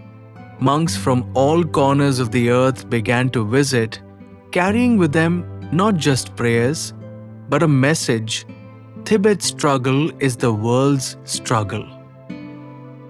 In the streets of Lhasa, where once only whispers of resistance had dared to rise, there was now the sound of music and laughter.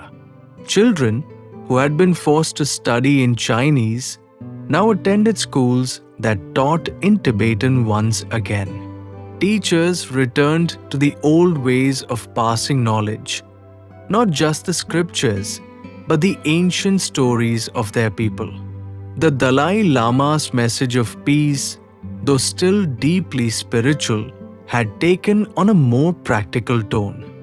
He called not for a violent revolution, but for a cultural revolution of love and wisdom, where every Tibetan would have the opportunity to live freely and authentically. But it wasn't only Tibetans who were feeling this change. The shift in China, the ripple that had begun to spread beyond Tibet, was now inching its way into the heart of China itself. In the university towns of Beijing and Shanghai, the younger generation, who had grown up under the shadow of the party's tight grip, began to ask new questions. Where once their education had been focused on the glories of the Chinese Communist Party, now they sought to learn about their own cultural heritage, about their own history, and about Tibet. Social media platforms, though heavily censored, had begun to open new avenues of discourse. Young people in China, despite their government's best efforts, were beginning to see the world from a perspective they had never been allowed to before. The teachings of the Dalai Lama, once condemned as subversive, were now finding their way into online spaces shared among students, intellectuals, and activists. Lian, a young Chinese student, had grown up in a small town near the eastern coast. She had always been taught that the Dalai Lama was a figure to be vilified, a symbol of the imperialist West and of rebellion. But when the news of the Council of Wines reached her through encrypted messages shared by friends abroad, she felt something stir within her, a longing to know more. She began to study the Kalachakra Tantra and the teachings of Tibetan Buddhism, not to challenge her country's ideology, but to understand her own humanity. She was struck by the simplicity and beauty of the Dalai Lama's message, which called for compassion, dialogue, and the recognition of the inherent dignity of every living being.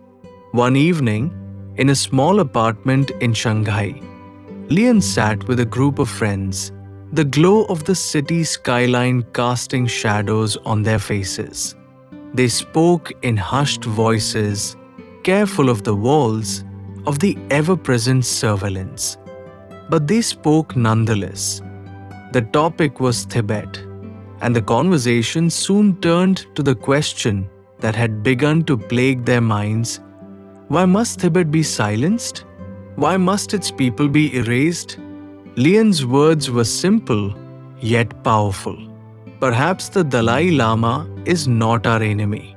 Perhaps the real enemy is the fear that keeps us from seeking the truth. The group fell silent. It was a sentiment that echoed in more places than they knew. In the hidden corners of Beijing, underground movements began to grow. Scholars began circulating texts on Tibetan culture and history. Artists, once bound by the strict guidelines of the party, now painted not just the official portraits of the Chinese leaders, but landscapes of Tibet, its mountains, its monasteries, its monks, and its people. Global mobilization, the spark of solidarity outside of China, the world continued to rally behind Tibet. And it was not just governments or institutions that led the charge. Global solidarity movements had taken on new life. In New York, London, and Sydney, protesters gathered not in anger, but in support. Their chants now a call for recognition and peace. They carried signs that read, "Tibet is not a lost cause."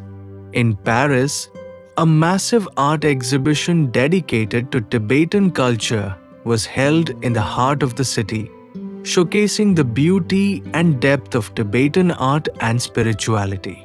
One particularly symbolic moment occurred in Geneva, where the World Health Organization held a conference. A group of Tibetan exiles, along with supporters from across the globe, presented a proposal for a Tibetan health initiative aimed at improving the living conditions of Tibetans in both Tibet and India. Their proposal wasn't just about healthcare. It was about ensuring that Tibet's future would be lived on Tibetan terms without the crushing weight of outside domination. In India, the movement took on a new dimension. Indian citizens, many of whom had lived side by side with Tibetan refugees for decades, now stood with them, not as distant neighbors, but as partners in a shared cause. From the bustling streets of Dharamshala, where the Dalai Lama had made his home in exile, to the vast plains of Ladakh, Tibetan flags fluttered proudly in the wind. Tibet's struggle was no longer theirs alone. The flame grows brighter for all the turmoil. There was also hope. The Dalai Lama, surrounded by his closest followers, stood on a balcony overlooking the temple grounds in Dharamshala. The sun was setting behind the mountains, casting long shadows across the valley. He closed his eyes for a moment, feeling the pulse of the earth beneath him, the unbroken chain of history stretching back through the centuries. For the first time in a long while, there was a lightness in his heart.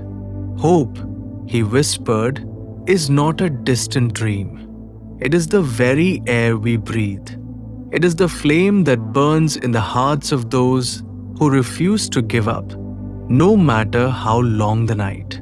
And as the flame of hope burned brighter, it became clear Tibet's spirit could never be extinguished. It would rise again, not in anger or in defiance, but in the unwavering strength of a people who believed in truth, in peace, and in the dignity of all living beings. Chapter 20. The Road to Lhasa. The sun rose over the Tibetan plateau with a promise that had been whispered for decades, carried on the vines of exile, and now finally made flesh in the hearts of millions across the globe. The road to Lhasa, once shrouded in shadow, was becoming a path to freedom, paved not with stone or steel, but with hope, solidarity, and the unwavering courage of those who dared to dream. The journey begins in Dharamshala. A historic gathering took place at the Tibetan Exile Community Center.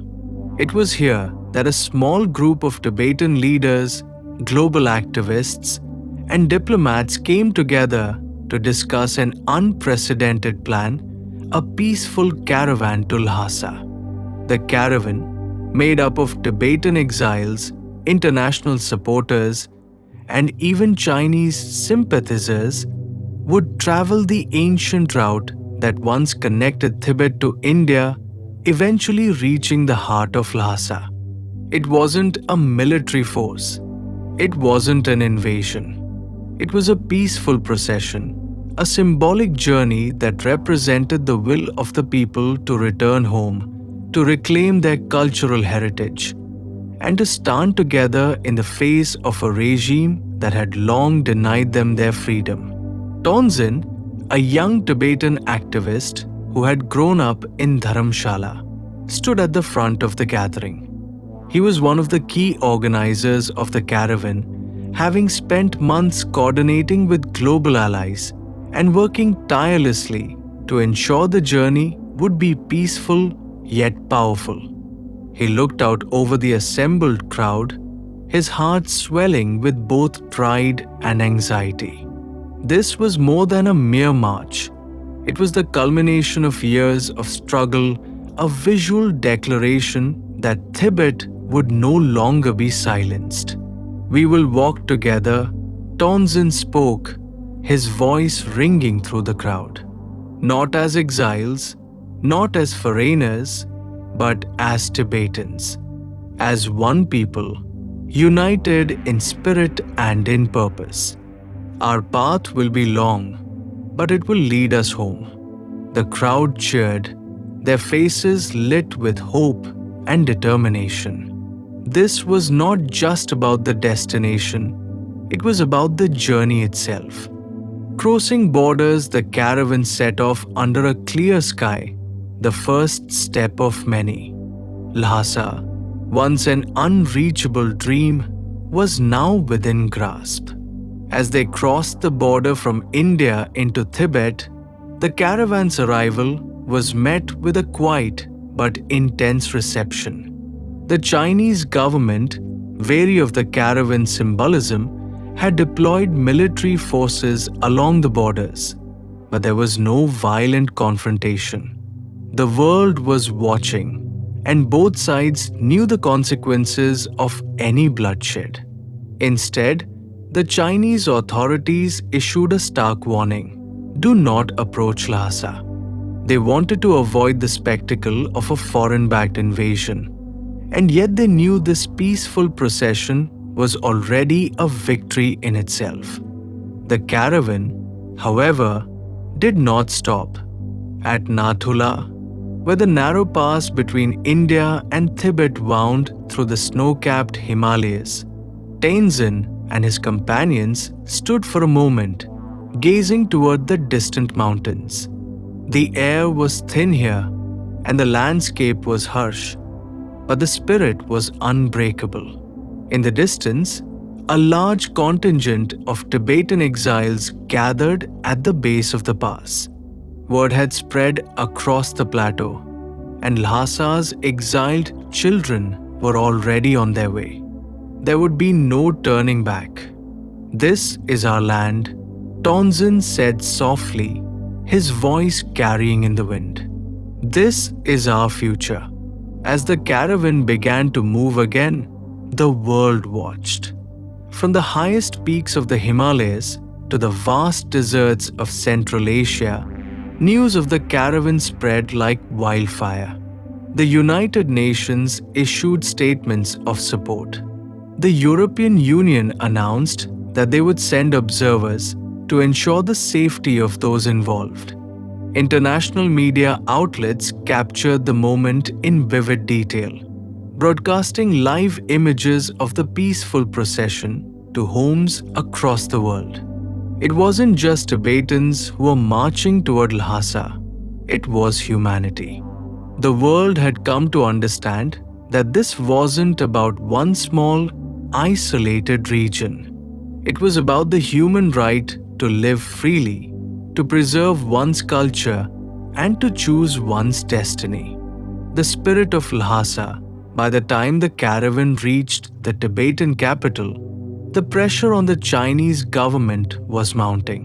For weeks, Beijing had maintained a hard line, sending occasional military units to the outskirts of Lhasa, warning the caravan to stop.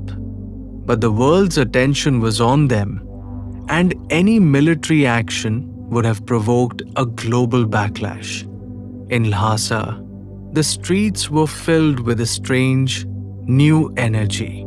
People who had long lived under the shadow of oppression began to gather quietly, not in protest, but in celebration.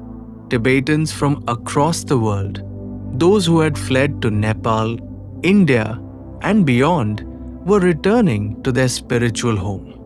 They lit candles, offered prayers at sacred shrines, and shared stories of their journeys.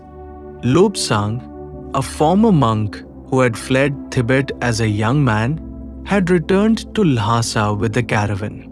His hands, once calloused from years of prayer beads and sacred scrolls, now trembled as he stood in front of the Potala palace.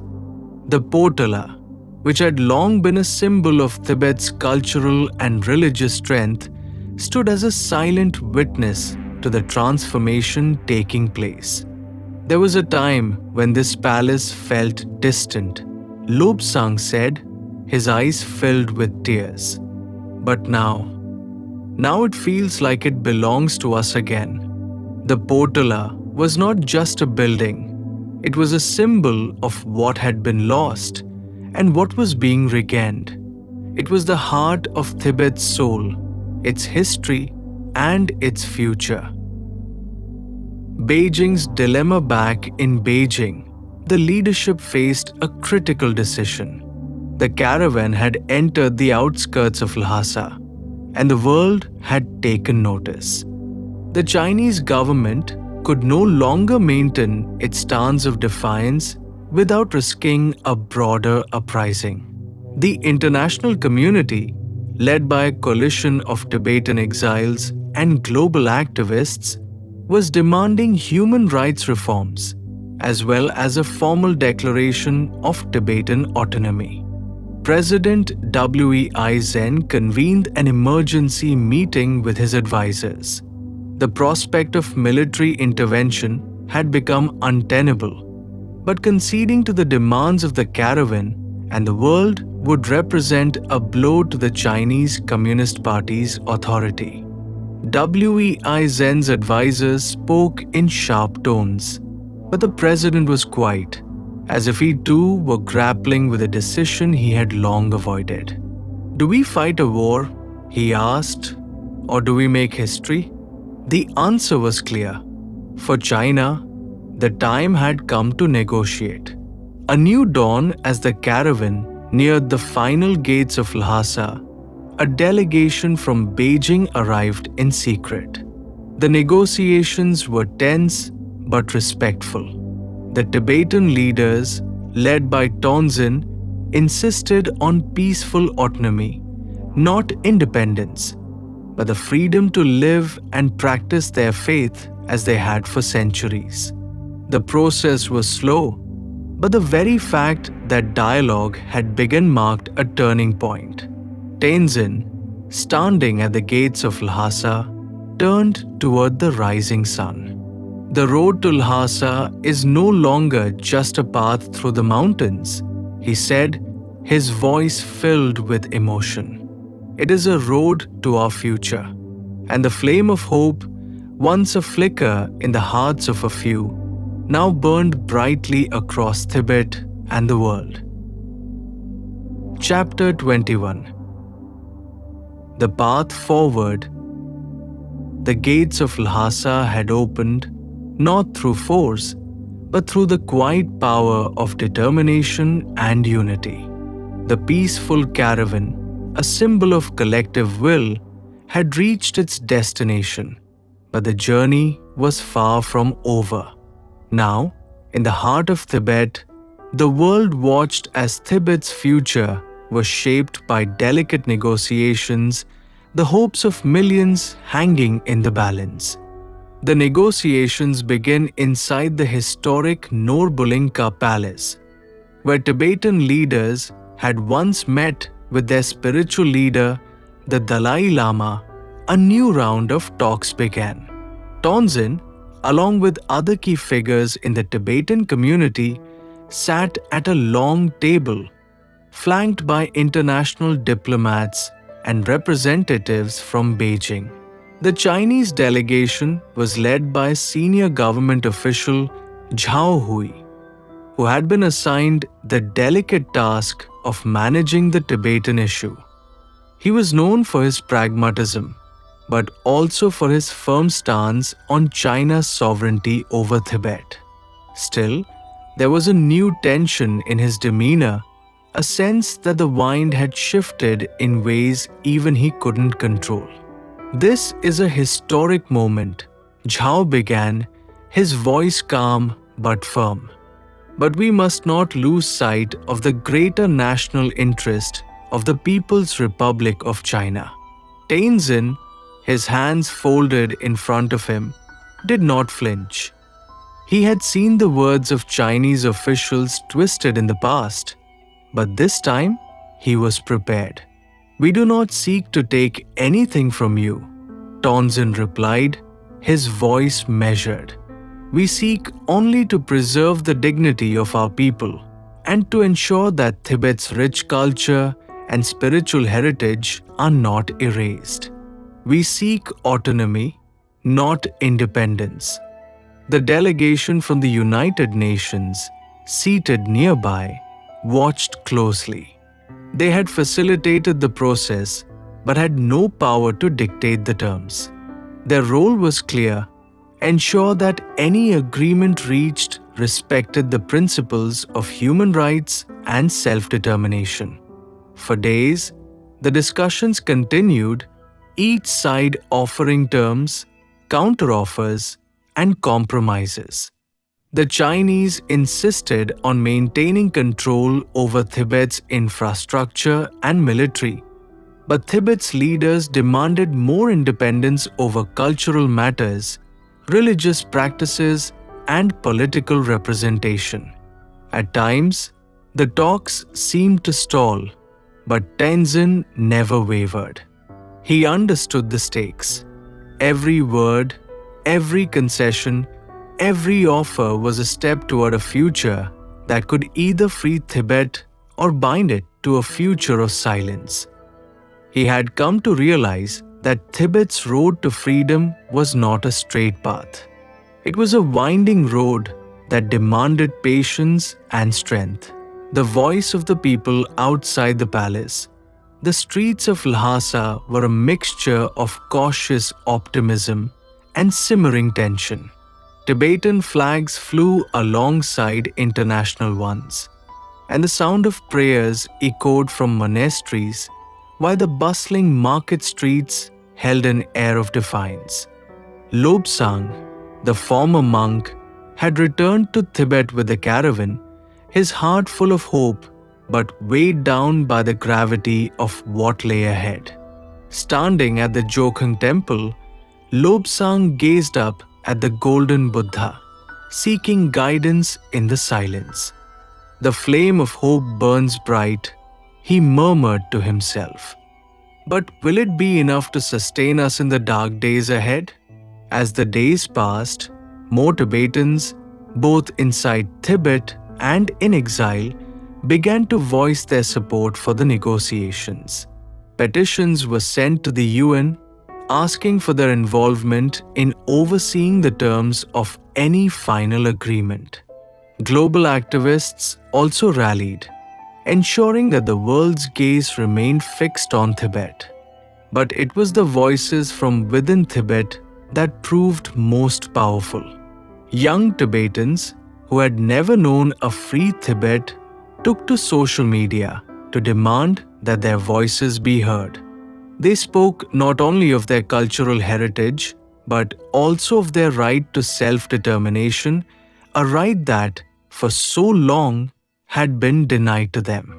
Freedom is not just for the exiled, one Tibetan student posted online. It is for every Tibetan who lives under the shadow of oppression. We will not be silenced. These voices, once stifled, had found their way into the global conversation, ensuring that the negotiations were not just a matter between Tibet and China, but a matter for the world to witness and influence. A fragile agreement weeks later, after intense deliberations, an agreement was finally reached. The terms were not what many had hoped for, but it was a beginning. Tibet would be granted autonomy in key areas such as religion, language, and education. There would be greater freedom for Tibetans to practice their faith, build schools that taught in Tibetan, and preserve their ancient traditions. However, China would retain control over Tibet's military, foreign policy, and economic infrastructure. The agreement also stipulated that Tibet's leaders would be required to maintain a dialogue with Beijing, ensuring that any developments or disagreements could be resolved through peaceful means. The agreement was a compromise, but it was enough to give Tibetans hope. Tenzin and the Tibetan delegation signed the document with a mix of pride and solemnity. This was not the victory they had dreamed of, but it was a significant step forward. Tibet had finally secured its cultural sovereignty, a victory that would ensure the survival of Tibet's unique identity for generations to come.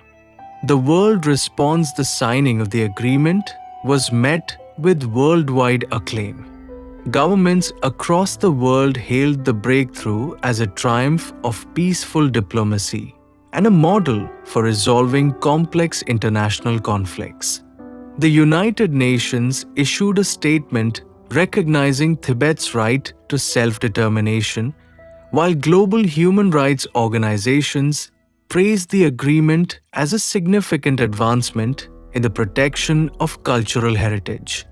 In Lhasa, the streets erupted in celebration, though the celebration was tempered by the realization that the road ahead would still be fraught with challenges. But there was a new sense of purpose among Tibetans, a sense that their struggle had not been in vain. Lobsang stood in the center of the city, his heart swelling as he watched Tibetans of all ages gather to sing songs of freedom and to light candles in honor of the victory they had achieved. Tibet is not a land of despair, Lobsang said softly.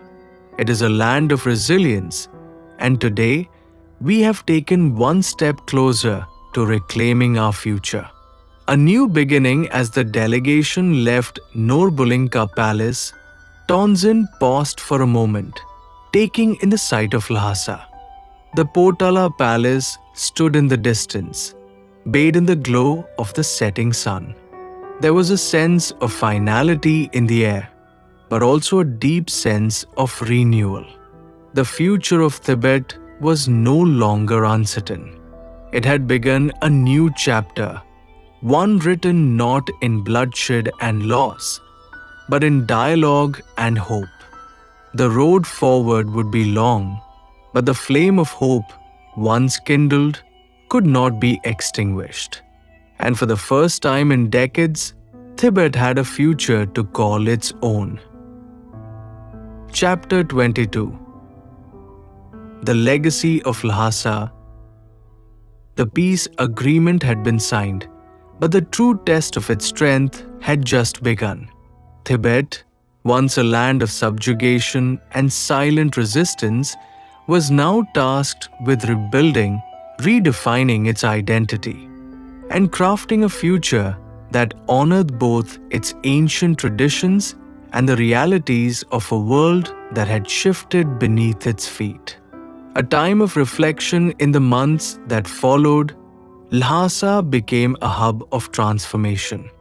The Potala Palace, still standing as a silent sentinel over the city, was a symbol of Tibet's enduring strength. But inside, the city itself was changing. The streets, once filled with the quiet hum of prayer wheels and the rush of pilgrims, now echoed with the sounds of construction, debates, and new ideas.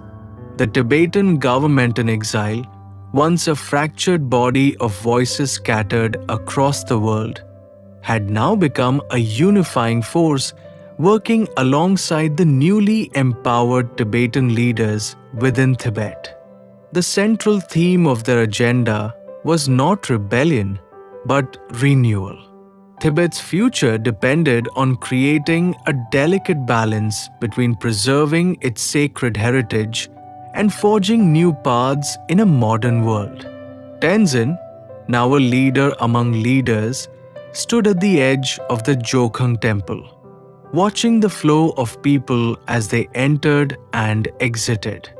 The faith of his people was unshakable, but so too was the realization that peace required sacrifice. He could not ignore the whispers of dissent that rose from the younger generations.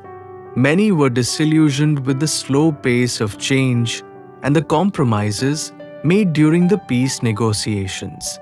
For them, freedom was not enough, it had to be complete.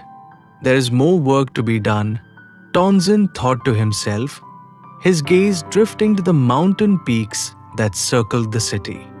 The Himalayas had always been the guardian of Tibet's soul, but they could not shield the country from the pressures of the modern world.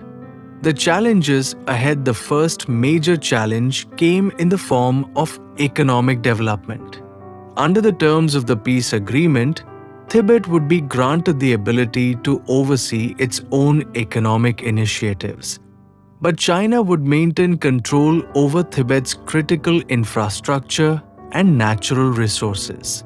While the agreement provided autonomy in cultural matters, Tibet's economic survival was still tightly bound to Beijing's will. Tenzin, along with other Tibetan leaders, worked tirelessly to establish new projects aimed at economic sustainability. One of the first initiatives was to develop sustainable tourism, inviting visitors to experience Tibet's beauty and culture while ensuring that profits were reinvested into the local communities. This would require modern infrastructure, roads, hotels, transportation, but it also meant preserving the sacred landscape and respecting the land that had sustained Tibet for centuries. However, tensions arose as foreign companies began to show interest in the lucrative opportunities. Local Tibetan activists rallied against what they perceived as the threat of economic exploitation by outside forces. They feared that the influx of global capital would erode their cultural values and lead to the commodification of their sacred heritage. But Tenzin knew that a balance had to be struck. He called for dialogue between local leaders, international stakeholders, and representatives from Beijing to ensure that economic growth would not come at the expense of Tibet's soul. It was a tightrope walk, but it was the only path forward. A global vision. As Tibet's economy began to grow, so did its global influence. The world watched closely, and many wondered if Tibet's example could offer a new model for peaceful conflict resolution.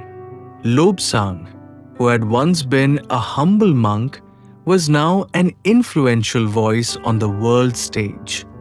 His efforts in leading peaceful protests, advocating for Tibet's human rights, and offering spiritual guidance were now recognized internationally.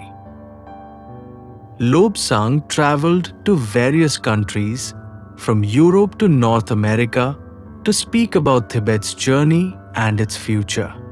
He preached not only of the importance of non-violence, but also the importance of collaboration with the international community.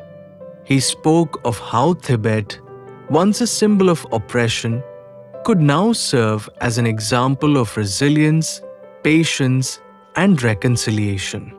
Tibet, he said in a speech in New York City, has taught us all that peace is not an absence of conflict, but a presence of understanding. It is not the silencing of our voices, but the strength to speak them. But the global stage was not without its dangers. China, wary of any influence that might encourage separatism, watched Tibet's every move with suspicion. Beijing had agreed to the peace agreement, but many in the Chinese government believed that Tibet's autonomy could pave the way for greater independence movements in other regions, a notion they fiercely rejected. Thus, Tibet found itself caught between the need for international recognition and the constant surveillance of China. It was a delicate diplomatic dance. Spiritual renewal amidst the challenges, there was also a resurgence of spirituality in Tibet. The monasteries, which had once been destroyed or suppressed, now flourished again. Monks and nuns returned to their sacred duties, teaching the next generation the importance of compassion, mindfulness, and inner peace. The teachings of the Dalai Lama continued to resonate deeply, not only in Tibet but across the world. Tenzin visited several monasteries, speaking to the monks and nuns about the importance of selfless service. True freedom, he told them, comes from within. If we can maintain peace in our hearts, we can weather any storm. Tibet's newfound autonomy allowed for the re-establishment of pilgrimage routes, where Tibetans once again could travel across their sacred land from Mount Kailash to the Gokhale temple. These pilgrimages, rich with the promise of spiritual renewal, also became a source of economic growth as the influx of pilgrims brought new vitality to ancient sites. The generations to come, the ultimate measure of Tibet's success, however, would not be found in its agreements or economic growth. It would be found in the lives of its children. Tenzin looked out over the Lhasa Valley, where children now played in the streets, their laughter carrying on the wind. They were the heirs to a legacy of exile, but they were also the torchbearers of a new era, one where Tibet could reclaim its voice, its heritage, and its future. The legacy of Lhasa was not merely the signing of an agreement, but the creation of a world where Tibetans, for the first time in generations, could look toward tomorrow without fear of erasure. It was a legacy built on the foundation of faith, resilience, and hope. And as the sun set over the Potala Palace, casting its light across the roofs of Lhasa, Tenzin smiled softly. The path ahead was uncertain, and the journey was far from over, but the spirit of Tibet was stronger than ever. Chapter 23. The Vines of Change. The peaceful signing of the agreement had ignited hope in Tibet, but with that hope came new and unpredictable winds. As Tibet began its delicate dance between autonomy and dependence, the vines of change began to blow not only within Tibet but across the world. Global eyes on Tibet. Tenzin sat in his modest office, surrounded by maps of Tibet, reports, and international letters. He had spent the past few months meeting with world leaders, advocating for Tibet's continued autonomy and building bridges with neighboring countries. India, Nepal, and Bhutan were particularly important allies, offering economic and cultural support, as well as providing a buffer between Tibet and the rest of Asia. Yet, despite the progress, the pressure from China was relentless. Beijing's leadership, while agreeing to the peace settlement, had made it clear that any further signs of Tibetan independence would be met with swift consequences. The negotiations had given Tibet breathing room, but the air was thin and the horizon uncertain. Tenzin could feel the weight of history bearing down on him. Tibet was a fragile new entity on the world stage, with economic dependence on China, a fragile peace with international recognition, and the continuous challenge of balancing the demands of younger Tibetans with the realities of diplomacy. The most pressing issue, however, lay not in Tibet itself, but in the vines of political change that were sweeping across the globe. In Europe, the rise of nationalist movements was disrupting decades of cooperation, while in the United States, foreign policy was shifting under new administration that had shown little interest in Tibet. Tibet must find its own path, Tenzin thought as he stared out of his window at the bustling streets of Lhasa. The challenges were multiplying, but the world could no longer ignore Tibet's example. The Tibetan youth revolt, the new generation of Tibetans, born in the shadow of exile but raised in the hope of independence, began to voice their dissatisfaction with the agreement. The youth were growing restless, tired of waiting for a future that seemed endlessly out of reach. The social media movement, which had once been a platform for cultural preservation, had now become a rallying cry for those demanding full independence from China. Tenzin Norbu, a young activist from Lhasa, was at the forefront of this new wave. With his charismatic leadership, he had mobilized thousands, organizing protests, raising awareness, and calling for a more assertive stance against Beijing's continued control. The time for compromise is over, Tenzin Norbu declared in one of his many speeches that echoed through social media platforms. We are Tibetans, and we deserve to live freely without the shadow of China hanging over us. His speeches resonated deeply with the younger generation, many of whom had grown up in the post-exile era and had never experienced the hardship of life in China's shadow. Their voices, amplified by the digital age, demanded change, radical change. But Tenzin knew that the road to full independence would be perilous. Any bold move towards separation could fracture the fragile peace Tibet had just achieved, bringing about violence and repression from China. The young activists, driven by idealism, could not fully grasp the weight of the situation. Unity is our strength, Tenzin told a gathering of Tibetan leaders. But we cannot ignore the dangers of provocation. We must guide the youth, not crush their spirits. International pressure. The international community, once quick to applaud Tibet's peace agreement, began to waver in its commitment. The global political landscape was evolving at an astonishing pace. In Washington, a new administration had taken office, one that focused heavily on national interests and prioritized trade and economic partnerships over human rights. Tibet's fragile autonomy was not high on the new U.S. administration's list of priorities. Tibetans and their supporters lobbied tirelessly.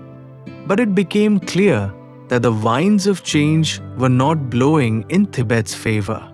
China's global influence was growing by the day, and Tibet, as always, was a small and vulnerable pawn in the larger game of geopolitics. At the United Nations, Tibet's future was a subject of heated debate, but the voices calling for action were growing quieter. Several influential nations had softened their stance, now more concerned with trade relations than Tibet's plight. China, with its ever-expanding economic influence, had managed to sway many former supporters to remain neutral, choosing economic cooperation over supporting Tibet's autonomy. Tibet cannot depend on foreign powers forever, Tenzin thought, feeling the weight of isolation. We must find our own strength, not wait for others to fight our battles. The promise of education, Tenzin turned his attention back to the heart of the matter, the children of Tibet. Education had become a focal point of his vision for Tibet's future. He believed that the true future of Tibet rested in the hands of its young people, those who would build the nation not just physically, but spiritually and intellectually. Tibet's education system had been shattered during the Cultural Revolution, and while it had begun to rebuild in the years following Tibet's new autonomy, it still faced major hurdles. The influx of Chinese textbooks and the Mandarinization of schools had created a schism between the older and younger generations, with some teachers supporting Tibet's cultural heritage and others pushing for modernity. In a rare gathering of Tibetan educators, Tenzin urged them to take a bold stand for integrated education. We must not simply teach our children to memorize the past, he said. We must teach them how to build the future. They must be the architects of a Tibet that is not only free in spirit but also sustainable in practice. A curriculum that combined Tibetan values and modern innovation began to take shape. Tenzin saw this as the key to a new Tibet, one that would no longer rely on others for guidance, but would rise on its own terms. Self-reliance was no longer just a political slogan, it was a necessity. The next steps, the winds of change, while unsettling, were not entirely negative. They signaled a new era of possibility for Tibet. The challenge now was to harness these winds, to guide them, shape them, and use them as a force for good. Tibet needed to turn its fragility into strength, its isolation into self-sufficiency. Punzen knew that the work ahead would be slow and the path would be filled with obstacles. But he was more certain than ever that Tibet's future could not be defined by its past. The political winds might be shifting, but in the hearts of Tibetans, the flame of hope continued to burn. I will not let Tibet's future be dictated by the winds of change, Tenzin vowed silently. I will be the wind. As he looked out over the plateau once more, the Himalayas stood proudly in the distance, timeless, unyielding, and as resolute as the people of Tibet. Chapter 24. The heart of the dragon. Tenzin had always known that peace, while hard-won, was not a permanent state.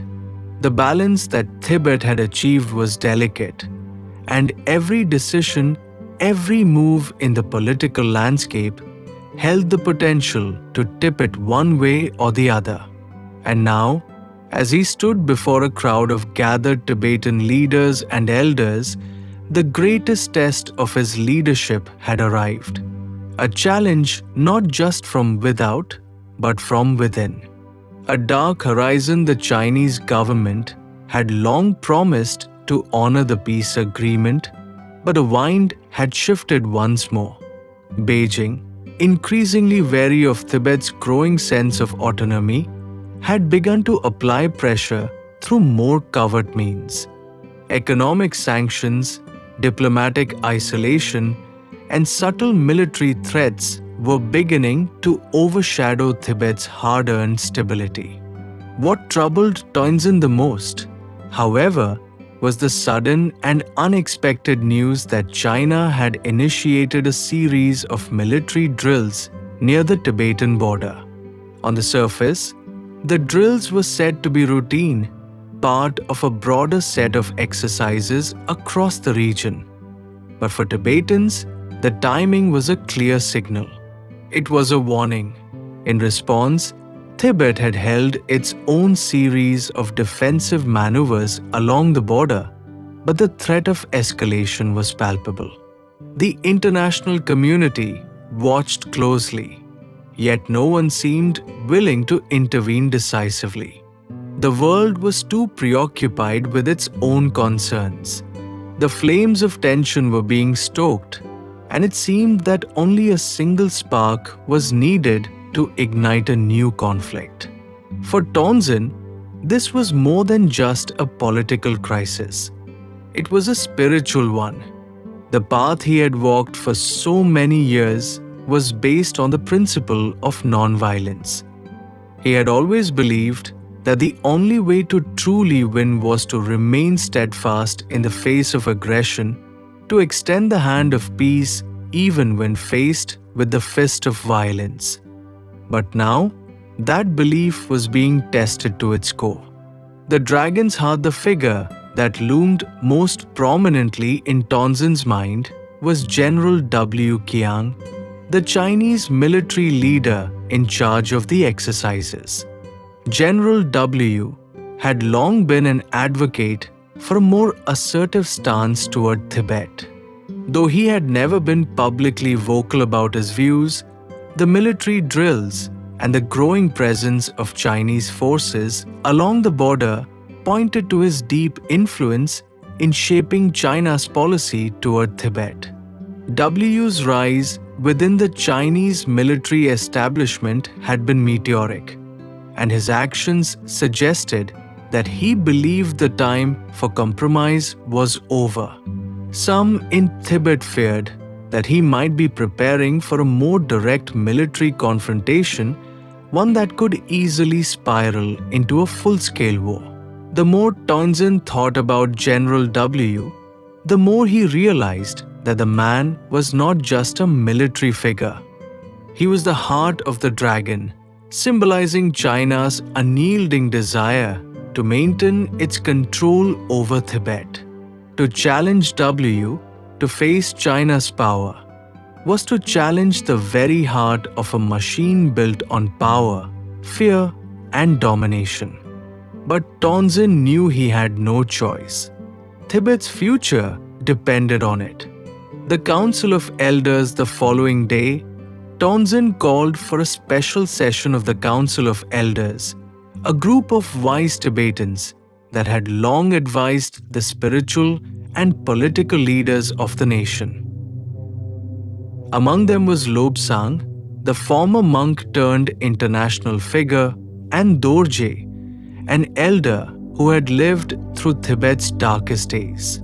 Together, they represented a tapestry of wisdom, experience, and spiritual resilience.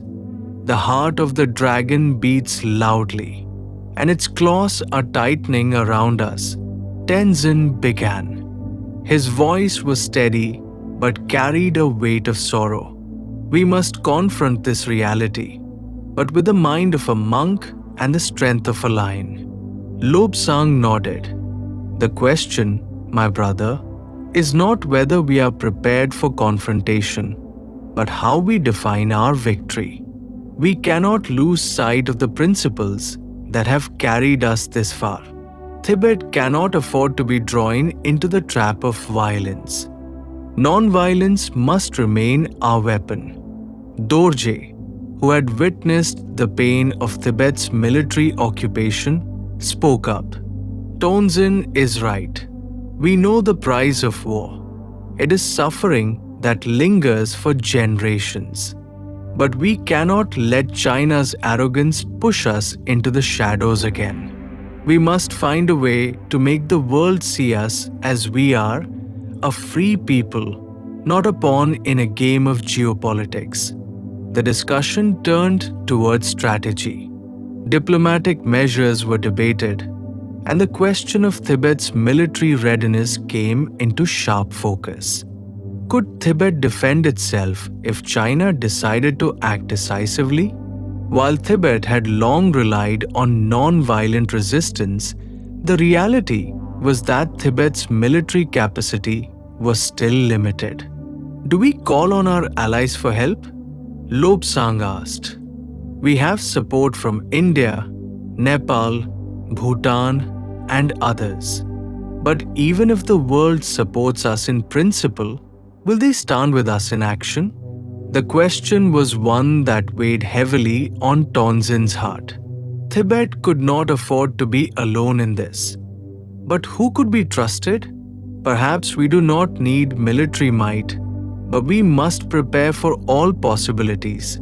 Tenzin finally said, his gaze fixed on the horizon. We need a response that is both diplomatic and symbolic. We must remind the world of our history, that Tibet was never a part of China, that we stand as a separate, unique people with a culture and a faith that transcends borders. A daring decision, Tenzin's resolve grew firmer as the days passed.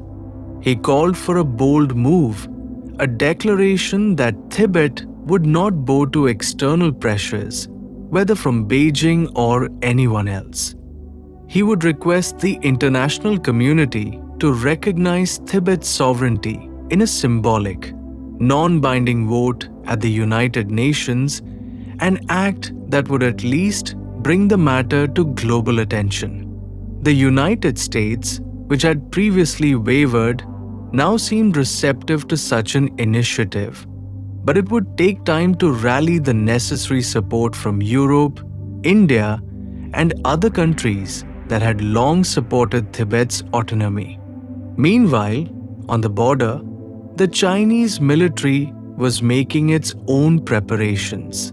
The growing tensions became evident when China issued a series of ultimatums demanding Tibet's full compliance with Chinese regulations or face the consequences. The balance was fragile, and every decision could tip the scale. A heart in conflict, Tenzin knew that war would mean irreparable harm. To lose the heart of Tibet, its spiritual integrity, would destroy everything that the people had worked toward. But at the same time, he could not ignore the deep-rooted anger of the youth, the voices that demanded action, the belief that Tibet could never truly be free until it stood up to the heart of the dragon. It was time to make a decision. But in his heart, Tenzin knew that the greatest battle was not against China, but within. To fight would risk everything, and yet, to remain silent in the face of oppression was to lose the very soul of Tibet. As he sat alone in his chamber that evening, his thoughts turned to the wisdom of his mentors.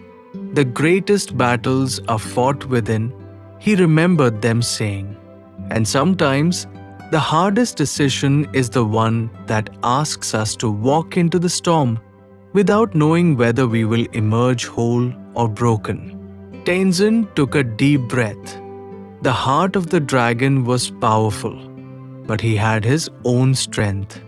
The time had come for Tibet to make its move not in anger, but with clarity, wisdom, and a heart full of courage. Chapter 25. The storm breaks. The air was thick with tension as Tenzin stood in front of the crowd gathered in the grand hall, his heart pounding with a mixture of hope and apprehension. The UN General Assembly session had begun, and Tibet's symbolic declaration of sovereignty was about to be presented. It was a calculated risk, a step toward reclaiming a place in the world's political discourse. But as the eyes of the global community turned toward Tibet, there was a palpable sense of unease. Could this move succeed, or would it spark an even greater storm? A moment of reckoning. The chamber was packed with representatives from all corners of the world. Leaders from India, Nepal, Bhutan, and even a few European nations stood in support, though their expressions revealed the magnitude of the moment. The United States, ever a diplomatic heavyweight, had cautiously backed the initiative, though with strings attached. Their support was conditional, tied to the delicate balance of international relations. Tenzin knew that this act would not be merely symbolic. It was a call for the world to recognize Tibet's right to self-determination, to acknowledge the historical truth that Tibet had never truly been part of China, and to demand respect for the people's autonomy. He glanced toward the back of the room, where Lobsang and Dorje waited. They too shared a sense of quiet determination, though there was an unmistakable anxiety in their eyes. Tenzin's own thoughts were clouded with the weight of the unknown. The world could very well choose to ignore Tibet once more. But even worse, China could respond with uncontrollable fury. The declaration, when the moment arrived, Tenzin stepped forward and, with steady hands, opened the scroll that contained the declaration. The room fell silent as he began to speak. In the name of the Tibetan people, I stand here before the world today to assert our fundamental right to self-determination, to the preservation of our culture, our religion, and our land. We are not subjects to any foreign power, and we refuse to be silenced any longer. Tibet is a nation, not a province of China, not a region under occupation. His voice rang out with conviction, each word carrying the weight of centuries of Tibetan struggle. As he spoke, he could sense the nervous tension rippling through the crowd. Some nodded in silent approval, while others exchanged wary glances. But no sooner had Tenzin finished his statement than the storm began. China's response within hours, the Chinese government issued a formal statement denouncing the Tibetan Declaration as a threat to peace and stability in the region. Beijing was swift in its response, calling for immediate sanctions and warning of dire consequences if Tibet did not retract the declaration. General W. Qiang was among the first to issue a chilling statement. Tibet's actions are a provocation. China will not tolerate any challenge to its territorial integrity. Any move against China will be met with overwhelming force. Back in Tibet, the news was met with a mixture of fear and defiance. The Chinese military presence along the border had been gradually increasing, and now it was clear that China intended to escalate its position. Reports came in that military units had been placed on high alert, and there were even rumors of preparations for a potential invasion. Tenzin, sitting in the calm of his private chambers, could feel the storm approaching. He knew that the world's reaction to Tibet's declaration would be pivotal. Would other nations rally to Tibet's side, or would they side with China in the name of diplomatic pragmatism?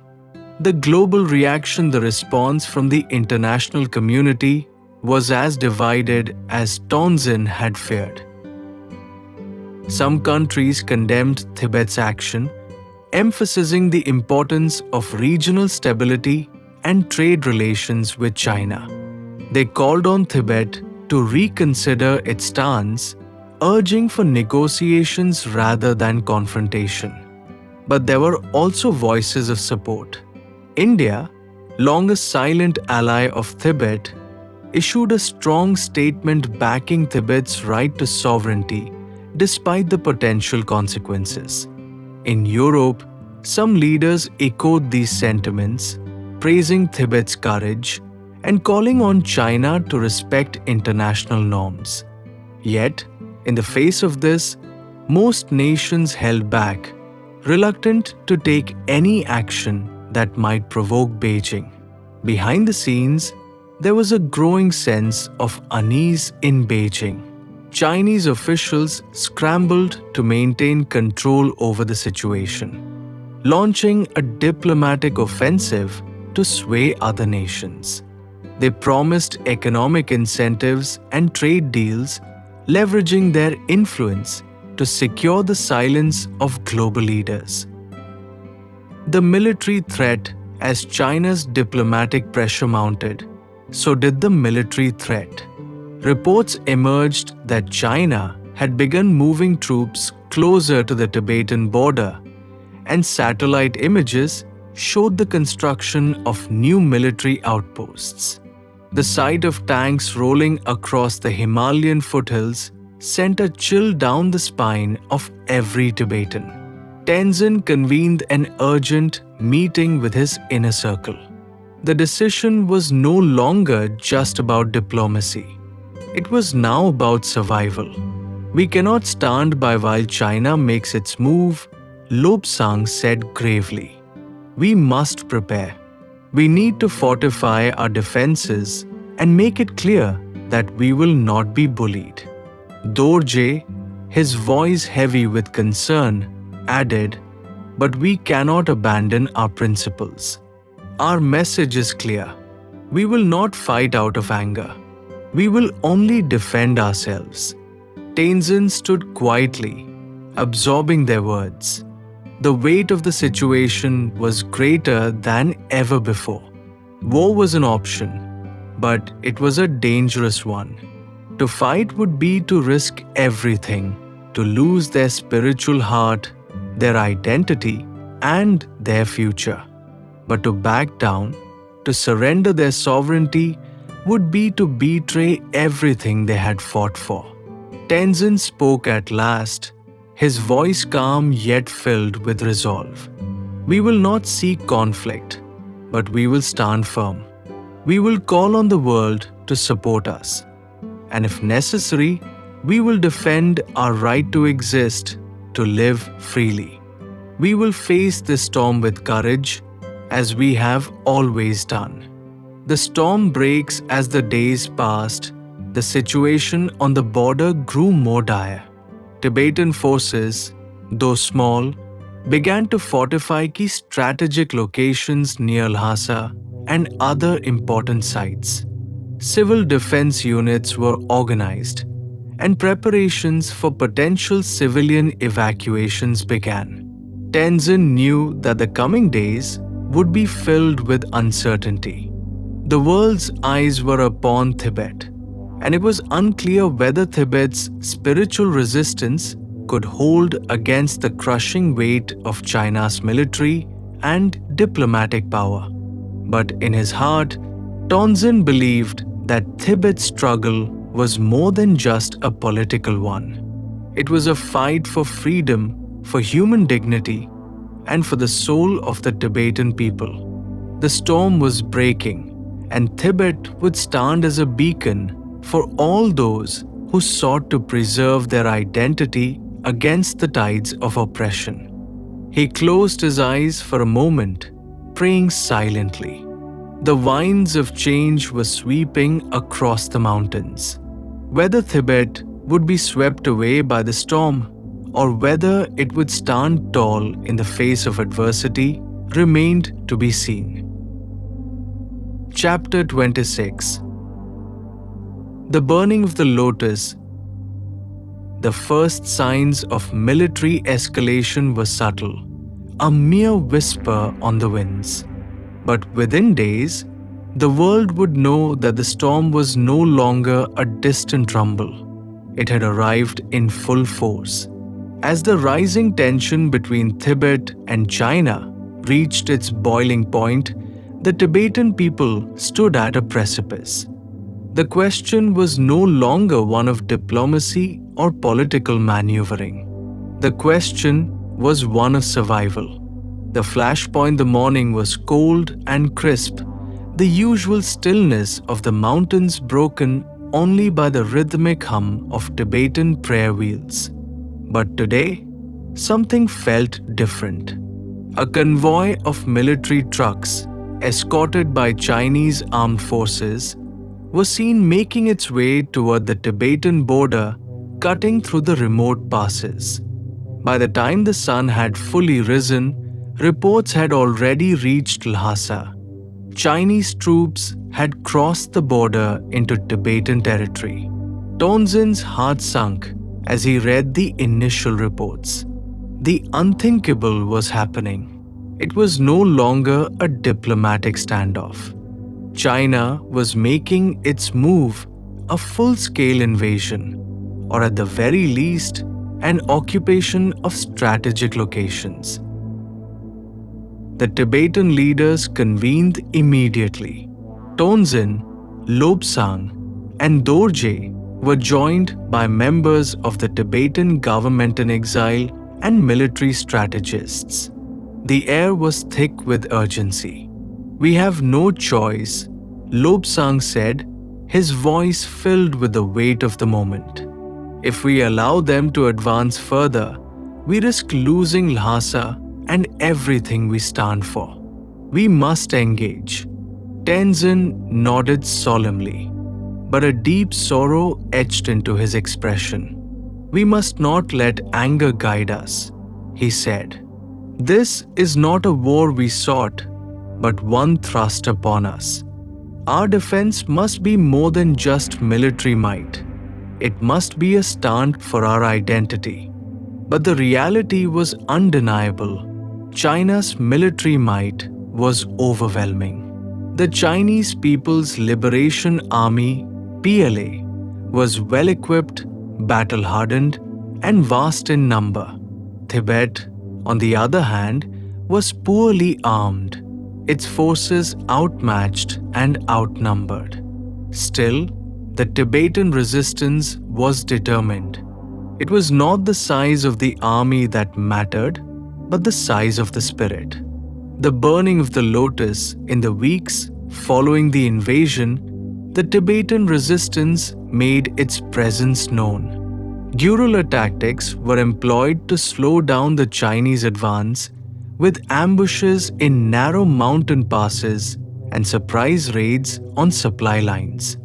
The spiritual heart of Tibet, Lhasa, was under threat, but it was still a place of immense cultural significance, and it became the epicenter of this unexpected battle. It was on a dark, bitterly cold night that the unthinkable happened. Chinese forces began to surround Norbulinka, the Dalai Lama summer palace, and a Jokhang temple, the holiest of Tibetan sites. The people of Tibet, along with resistance fighters, gathered in a last-ditch effort to defend their most sacred ground. The military clashes that followed were brutal. The Chinese artillery opened fire on the temple grounds, sending shockwaves through the ancient stone walls. The sounds of gunfire, the screams of the wounded, and the cries of resistance fighters echoed across the valley. Then, in an act of both defiance and desperation, the monks at Jokhang set fire to the sacred lotus that had been passed down for centuries, a symbolic gesture of sacrifice, a sign that even if their physical temples fell, their spiritual strength would remain undiminished. The fire from the lotus became a beacon, an outcry against oppression, a call to the world to witness the destruction of a culture and a people. Tenzin stood among the resistance, watching the flames consume the temple grounds, his heart torn between the horror of the destruction and the pride that the Tibetan people were still standing firm in the face of tyranny. In the midst of the firelight, he saw Dorje, his face hardened with resolve, leading a group of monks to evacuate the injured. The chaos was overwhelming, but amid the turmoil, there was something unspoken, something shared between all who fought, something deeper than the violence. It was the undying spirit of Tibet, a spirit that no amount of fire or bloodshed could ever extinguish. A symbol of sacrifice, the fire that consumed the lotus in the heart of the temple marked a turning point in the conflict. It was an act that shook the world, an image of Tibetan sacrifice that reverberated across the globe. News outlets covered the destruction of the holy site, and global public opinion began to shift. The international community could no longer ignore the brutality of the Chinese assault on Tibet's most sacred places. In Beijing, the Chinese government attempted to downplay the significance of the incident, calling it a regrettable but necessary military action. But the images of the burning lotus, the charred remains of the temple, and the defiant stand of the Tibetan people became symbols of resilience in the face of overwhelming oppression. It ignited a fire in the hearts of activists and supporters around the world. Despite the military setbacks, the Tibetan people were gaining something more powerful: global attention. Protests erupted in cities across Europe, India, and the United States. Calls for sanctions against China intensified, and diplomatic pressure mounted. Tibet's struggle had become a cause célèbre, and the world was watching. Tonzin's resolve in the aftermath of the fire. Tonzin withdrew into his private chambers, reflecting on the weight of the events. The destruction of Jokhang Temple, the burning lotus, the loss of life, all felt like a personal betrayal of their peaceful resistance. Yet, in the face of all the violence, there was a sense of something else, something beyond the flames. The world had seen what was happening, and now it was Tibet's time to act. The Tibetan government in exile began to mobilize global advocacy efforts, calling for human rights investigations into the actions of the Chinese government. It was clear that the battle for Tibet's soul would not be won with guns alone. It would require the full force of international solidarity, a united front that could put pressure on China in ways that military action could not. In the days that followed, Tenzin's thoughts turned inward. He had always believed that Tibet's path was one of peace, of spiritual growth, but now he faced the terrifying reality of war. Could peace be achieved through war? Could violence ever truly lead to freedom? These questions gnawed at his soul, but the answer, he knew, was not in his alone. The Tibetan people had made their stand. The fire had burned, and the world was awakening. But the true battle had only just begun. Chapter 27. Echoes of the lotus. The world had seen the fire. The lotus, once a symbol of purity and peace, now smoldered in the hearts of millions as a sign of resilience, a call to action. It wasn't just a symbol of sacrifice anymore, it was a call to resist. The Tibetan struggle had entered a new phase, and with it, a ripple of change spread across borders. The global outcry, the aftermath of the destruction of the Gokhale temple, and the symbolic burning of the lotus ignited global protests that reached even the most distant corners of the earth. From the bustling streets of London, Paris, and New York to the quiet streets of Kathmandu and New Delhi, the Tibetan cause united people from all walks of life. The images of the destroyed temple, the monks standing in silent protest, their faces a mixture of sorrow and defiance, sparked a worldwide call for accountability and justice. International human rights organizations issued urgent statements condemning China's actions and calling for an immediate cessation of hostilities. Political leaders, once hesitant, now found it impossible to ignore the growing pressure from their constituents.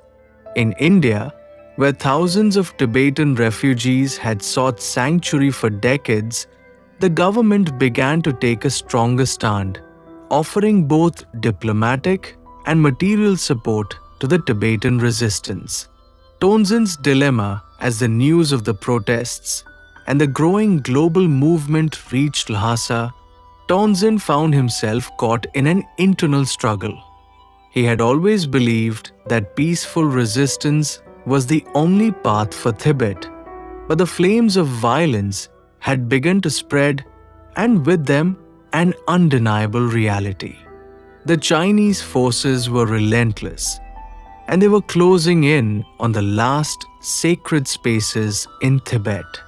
Now, diplomatic pressure and global support were beginning to take form. Western countries were discussing sanctions against China. Activists around the world were pushing for boycotts of Chinese goods, calling for economic measures that could weaken China's grip on Tibet. Yet Tenzin knew, deep down, that these efforts were not enough. The world can only watch for so long, Lobsang said during a private meeting, his voice low with concern. If we don't act now, Tibet could be lost forever. Tenzin turned to his old friend, seeing the fear in his eyes. He understood the urgency. But how much of this battle could be fought with violence? How much could be fought with peace? As he stared out the window, watching the snow fall in quiet, relentless flurries over the mountains, Tenzin whispered to himself, "Is there still time for peace? Or have we crossed a line where only fire will answer fire? The sounds of gunfire and bombings near Lhasa had become frequent. The Tibetan resistance was growing more organized, more determined, but so too was the military might of the Chinese forces. It was clear that the time for negotiation might soon pass, and the only language left might be violence. Tenzin, though steadfast in his commitment to non-violence, couldn't ignore the stark reality any longer. Unexpected allies in the days that followed, an unexpected development began to shift the course of the conflict. Leaders of ethnic minorities within China, including Uyghurs, Mongols, and Tibetans within Chinese-occupied territories, began to rally in solidarity with Tibet. These ethnic minorities, long suppressed by the Chinese government, had seen the power of collective action, and they were now voicing their support for Tibetan sovereignty. From within China, whispers of a coordinated uprising reached Tibet. These ethnic groups, once fragmented and isolated, began to see that their struggles were intertwined. In Uyghuristan, in the remote Mongolian plains, and in the inner cities of Beijing, protests erupted with slogans and images of Tibetan monks carrying the fire of resistance.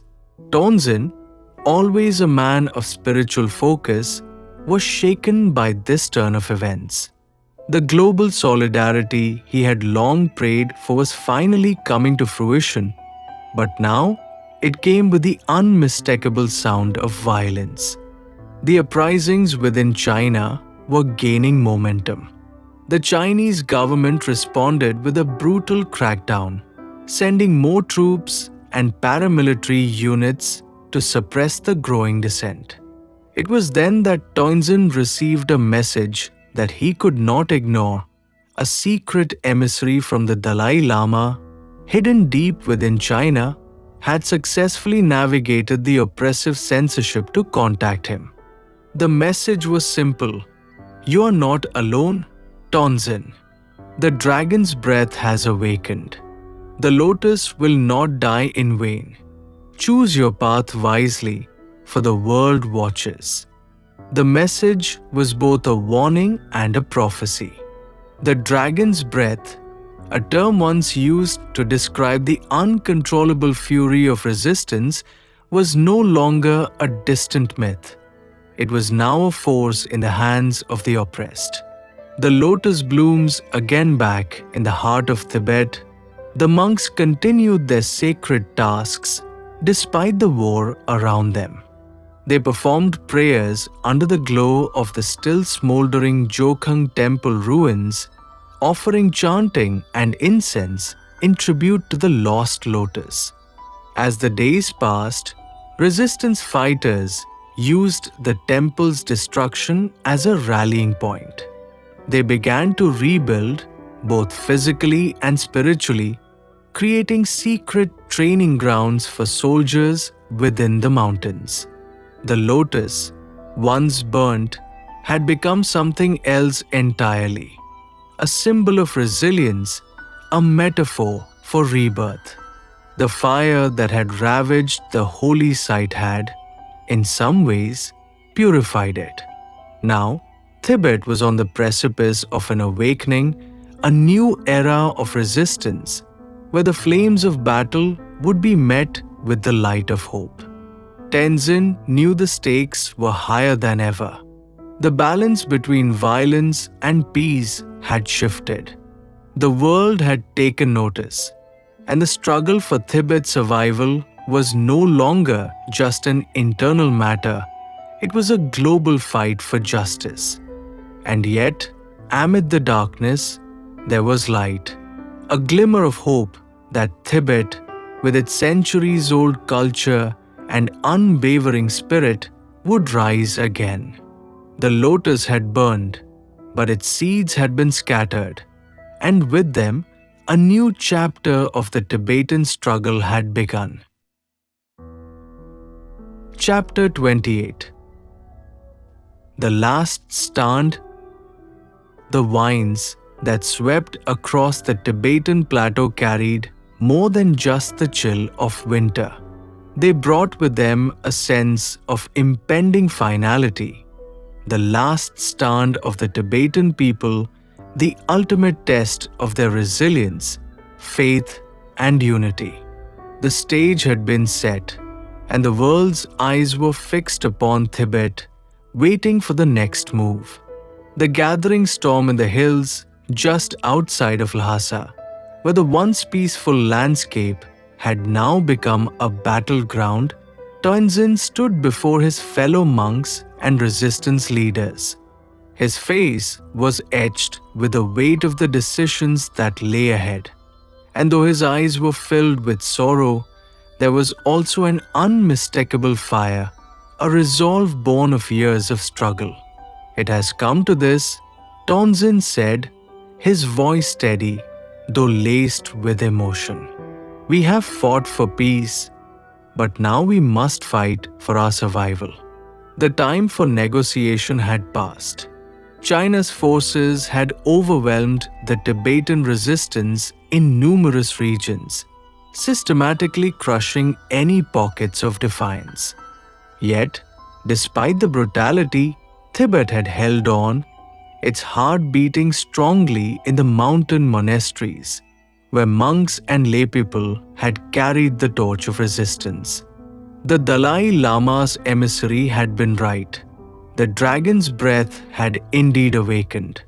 It was not just the oppressed Tibetans who had risen, but the world, too. Protests, diplomatic pressure, and economic sanctions had put China on the defensive. Still, none of it had stopped the Chinese war machine. Lhasa was encircled by forces that outnumbered the resistance fighters. The Belt and Road Initiative had made the region more strategic than ever for China. In the face of this, there was only one choice left: the last stand. A dangerous alliance. The months of resistance had not gone unnoticed by the larger powers of the world. An unexpected ally had arrived at Tenzin's doorstep. India, long hesitant to intervene in Tibet's struggle for fear of angering China, had finally decided to lend its support. After years of watching China's expansionism, particularly along the Himalayan border, India had seen the struggle for Tibet as inextricably linked to its own future. A senior military officer, General Ravi Patel, now stood before Tenzin, his eyes sharp, his demeanor resolute. "We cannot let them crush Tibet, Tenzin," Patel said, his voice low but firm. "The world's watching, but it's not just Tibet thereafter. It's the entire region. You're not alone. We're with you, now." Tenzin nodded, feeling the weight of the officer's words. The risk was monumental. India's involvement would be seen as a direct provocation to China, potentially leading to an all-out war across the Himalayas. Yet, without this alliance, the last remaining bastion of Tibetan independence would fall. The resistance's final plan, was as dangerous as it was desperate. They would use the mountains to their advantage, launching a series of surprise guerrilla attacks to weaken the Chinese forces surrounding Lhasa. Meanwhile, India's support would come in the form of military airstrikes, striking key infrastructure to slow down Chinese reinforcements. The most audacious part of the plan, however, was to use Lhasa itself as a decoy, drawing Chinese forces into the city's core before launching a final, decisive strike. Tenzin, despite his inner turmoil, had become a symbol of unity and strength for his people. His leadership was no longer about offering solace or guidance alone. It was about making impossible decisions. And the time had come for the final decision to fight or to let Tibet fall. Before the plan could be set into motion, a message arrived. The Chinese government had sent an offer. The Tibetan government in exile could be formally recognized, and Tibet's autonomy would be granted under Beijing's terms. The catch: Tenzin and his leadership would have to accept Chinese authority. Tenzin's heart pounded as he read the offer. The Chinese government had tried to split the Tibetan resistance before with similar promises, and yet Tibet had always refused. This was no different. The people of Tibet would not surrender. "We've had their offers before," Tenzin said quietly to the room. "This is a trick. We cannot give up." The resistance leaders nodded in agreement. It was clear Tibet would not bow. The final battle, the eve of the last stand, arrived with a tension in the air that could almost be touched. Lhasa, under siege for months, looked eerily quiet in the cold darkness of the night. The Chinese forces had dug in, confident in their impending victory. But the Tibetan resistance had been gathering their strength for one final push. Tenzin stood at the entrance to the Gokhale temple, now a shadow of its former glory, and offered a silent prayer. The flames had burned the lotus, but it had not consumed the spirit of the Tibetan people. The last remaining monks, fighters, and civilians stood at his side, ready to give everything for the land they had once called home. As dawn broke, a sudden explosion echoed across the city. The battle had begun. Guerrilla fighters descended from the surrounding mountains, attacking key checkpoints and cutting off Chinese reinforcements. Meanwhile, in the heart of the city, the resistance launched a fierce assault, drawing Chinese forces into a deadly trap. General Patel's airstrikes struck military convoys, halting reinforcements and buying the resistance crucial time. The forces of China, now pinned down on all sides, were forced into a retreat, but not without heavy losses.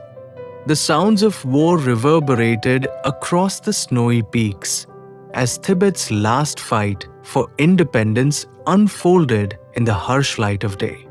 The turning point, but just as victory seemed within reach, a devastating blow struck. The Chinese military, cornered and desperate, unleashed chemical weapons on the Tibetan fighters. The skies turned dark, and the battlefield became a hellish landscape of suffocating smoke and fear. Tenzin, leading his troops from the front, ordered a retreat to the mountain passes. The battle for Lhasa was lost, but Tibet had not fallen. The resistance had shown the world the true face of Tibetan resolve, and now the fight would move beyond the city. Aftermath and reflection. As the last remnants of the battle faded, Tenzin stood atop a ridge overlooking Lhasa. The city lay in ruins, but in his heart there was no sense of defeat. The world had seen the strength of the Tibetan people. Their voices had been heard, and in that moment, Tenzin understood the true meaning of sacrifice and resilience. Tibet's fight was not just for independence, but for the very soul of its people. The road ahead would be long and the path uncertain, but as the wind whispered across the mountains, Tenzin knew that Tibet's spirit would endure. The lotus had not been destroyed, it had only bloomed again. Chapter 29. A new dawn. The sun rose over the jagged peaks of the Himalayas, casting its golden light across a land that had borne witness to the fiercest struggle of its history. Lhasa, still smoking from the remnants of battle, lay silent, a somber reminder of the cost of defiance. The streets, once bustling with the vibrant culture of Tibet, were now barren, their echoes fading into the silence of a fractured city. Yet, amidst the destruction, a new strength began to take root. The world had watched as Tibet's final stand had unfolded, and the international community was stirred by the courage of a people who had refused to bow to oppression. The Tibetan resistance had not been crushed, it had endured, and in the ruins of Lhasa, the seeds of a new movement were sown. The rebirth of the resistance Tenzin, though weary from the battles fought, stood at the edge of the Jokhang temple, staring out over the city that had once been a sanctuary of faith. The resistance had been scattered, its leaders in hiding, but there was no question in his mind. The fight for Tibet was far from over. The Chinese government had not expected the tenacity of the Tibetan people, and despite the immense losses, the spirit of Tibet had remained unbroken. The resistance now had to adapt, evolving from a military force into a network of covert operations, a symbol of resistance that could not be eradicated by bombs or bullets. Global support was crucial, and already, countries from around the world were opening their doors to exiled Tibetan leaders, offering them the platform they needed to spread their message of peace and defiance. But as Tenzin looked toward the horizon, he knew the road ahead would be fraught with challenges. The fight for Tibet's freedom had entered a new phase, one that would require unity, resolve, and the ability to navigate the shifting tides of international politics. There could be no more illusions about the strength of China's grip on Tibet. But what the Chinese had failed to understand was the immense power of belief, a belief that could not be snuffed out by force or coercion. The changing winds in New Delhi, General Ravi Patel sat in his office, a map of the Himalayan borders spread out before him. The Indian government had made its position clear. It stood with Tibet, but the risk of war with China was palpable. Patel's hands trembled as he traced the lines of the line of actual control, the contested border between India and China, which had long been a source of tension. "We've given them what we could," Patel murmured to his aide, his voice tinged with weariness. "But it's not enough. We need more than just words and gestures." The Indian government, having witnessed the devastation in Tibet, had been forced into a new role, one that no longer sought to appease China, but to actively support Tibet in its struggle for freedom. The question, however, remained, how far was India willing to go? Meanwhile, in the United States, President Margaret O'Connor had been following the events in Tibet closely. The United Nations had called for a ceasefire, but the world knew that Tibet's war of independence was far from over. The global community was fractured. Some nations backed China, while others silently supported Tibet's struggle. In her private office, O'Connor stared out at the snow-covered peaks of the Rockies, deep in thought. Tibet had become more than just a regional conflict. It had become a symbol of resistance against the growing tide of authoritarianism. In a world where democratic values were under siege, Tibet had emerged as the last bastion of freedom and self-determination. Tenzin and his people have shown the world what true courage is, she whispered to herself, though there was no one to hear. Now we must show them that they are not alone. The Tibetan exile Tenzin knew that Lhasa was no longer the heart of Tibet's resistance. It was now a place of exile, both in the physical and spiritual sense. But the world was watching, and as the months passed, more Tibetan refugees made their way to the safety of Dharamshala, where the Dalai Lama and the leadership of the Tibetan government in exile had taken refuge long ago. The Dalai Lama's message was clear. Tibet's struggle was not just about land. It was about the preservation of its culture, its identity, and its way of life. The Tibetan diaspora, though scattered across the globe, was united in its cause. Communities in India, Nepal, and the United States rallied around the movement, organizing protests, speaking out against the Chinese government's oppression, and lobbying their respective governments to take stronger action.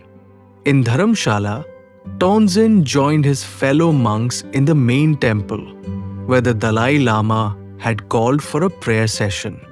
The temple's incense-filled air was thick with a sense of hope and renewal.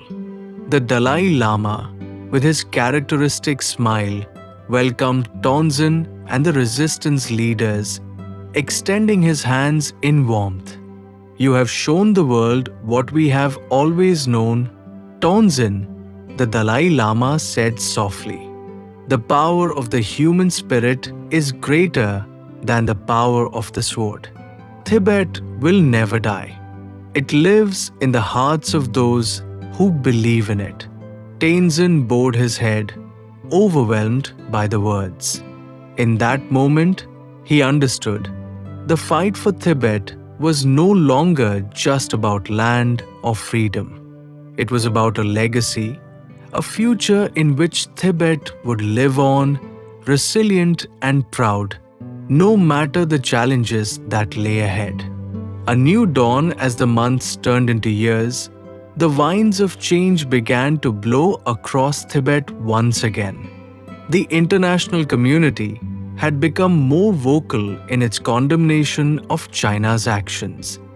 The globalization of Tibet's struggle had brought new allies, new resources, and new hope. The Chinese government, though powerful, could no longer silence the voices of the Tibetan people. The road to a new Tibet, one where its culture, its people, and its way of life could thrive, was no longer a distant dream. It was a future that was slowly but surely being built, not through force, but through the perseverance of those who refused to give up. And in the quiet temples of Tibet, amidst the rubble of its past, the lotus bloomed again, fragile, beautiful, but unyielding in its quest for the light.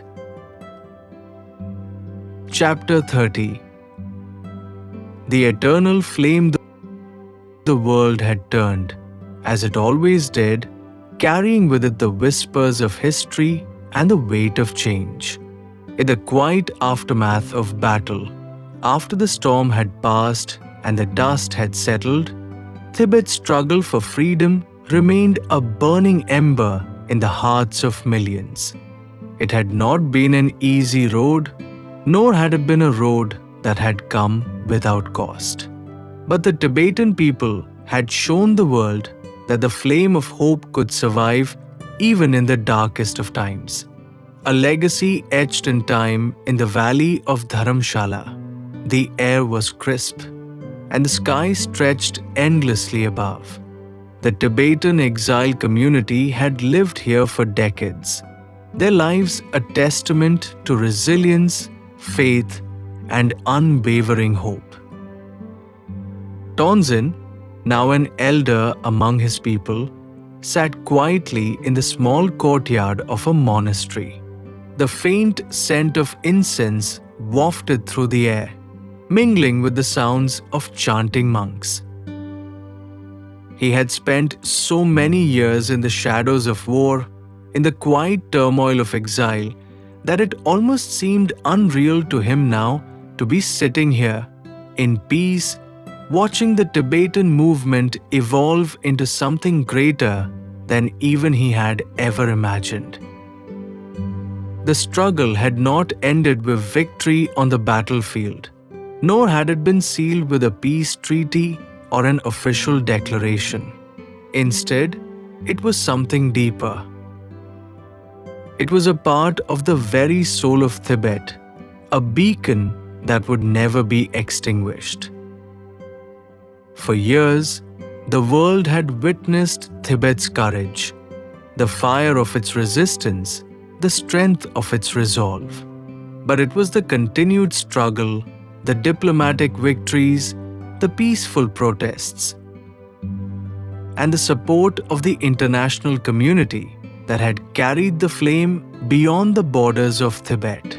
Tibet's cause had become a global one, a symbol of the fight for human dignity, the preservation of culture, and the pursuit of freedom.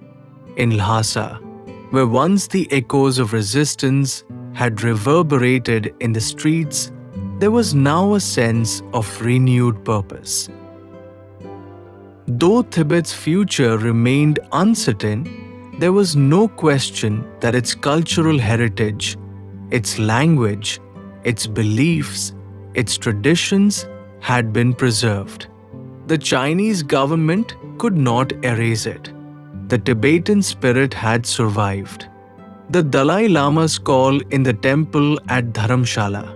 The Dalai Lama called together the leaders of the Tibetan exile community, the members of the Tibetan government in exile, and the various spiritual leaders who had stood firm throughout the years. It was a quiet gathering, but the energy in the room was palpable, a gathering of hearts and minds united by the vision of a free Tibet. Tenzin stood before the Dalai Lama, who, despite his years, radiated a sense of peace and wisdom. The Dalai Lama had always spoken of the Tibetan struggle as one not just for independence, but for the preservation of a way of life. For him, it was never merely about politics. It was about the soul of a people, about finding inner peace amidst the turbulence of external conflicts. The fire of our struggle, the Dalai Lama said gently, his voice calm but firm, has burned brightly for many decades. It has been passed down through generations, and it will continue to burn. But now, it is time for that flame to ignite a new path, one of reconciliation, of understanding, and of peace. Tenzin, though weary, nodded in agreement. He had witnessed the endless cycles of violence, the toll it had taken on the Tibetan people, and he had seen the world change around him. The time had come to turn the tide, to use the Tibetan spirit not as a tool for confrontation, but as a force for global unity. Tibet will never be forgotten, Tenzin whispered to the gathered assembly. Our culture, our people, will not fade into the annals of history. The flame of Tibet will continue to burn, not just in our hearts, but in the hearts of those who understand what it means to fight for justice, for peace, for freedom. A global movement across the world, the Tibetan cause had touched the hearts of millions. In New York, in Paris, in London, and in the far-flung corners of the earth, people stood together, chanting for Tibet's freedom. There were marches, vigils, and rallies, each one a reminder that Tibet was not alone. The movement had gained momentum, evolving from one of political resistance to one of cultural revival, a force that transcended borders and united individuals from all walks of life. The United Nations, influenced by the growing outcry from the global community, had passed a resolution calling for negotiations between Tibet and China, urging a peaceful dialogue aimed at finding a lasting solution. The resolution was not a victory in the conventional sense, but it was a powerful step toward the world recognizing Tibet's right to self-determination. In India, the government had been vocal in its support for Tibet's cause, and its leadership had made it clear that the fate of Tibet would no longer be seen solely as a matter between China and Tibet. It was a matter of human rights, of the preservation of a culture, and of standing against tyranny. Tenzin had witnessed how these global forces had come together to create a new wave of solidarity. The Tibetan cause was no longer just a political issue. It had become a global movement, one that resonated with people everywhere who longed for a world in which freedom and justice could prevail. The flame of Tibet, as the Dalai Lama stood in front of the gathering, he lit a single butter lamp, a symbol of the undying flame of Tibet's spirit. The room fell silent as the soft light flickered, casting a warm glow on the faces of those who had fought, bled, and sacrificed for the cause. This flame, the Dalai Lama said, his voice reverberating through the room, is the flame of our freedom, of our culture, and of our identity.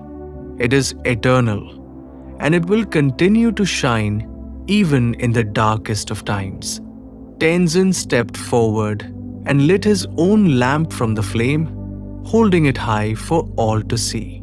"We will carry this flame," he said, his voice filled with quiet conviction, "and we will pass it on to the generations that follow.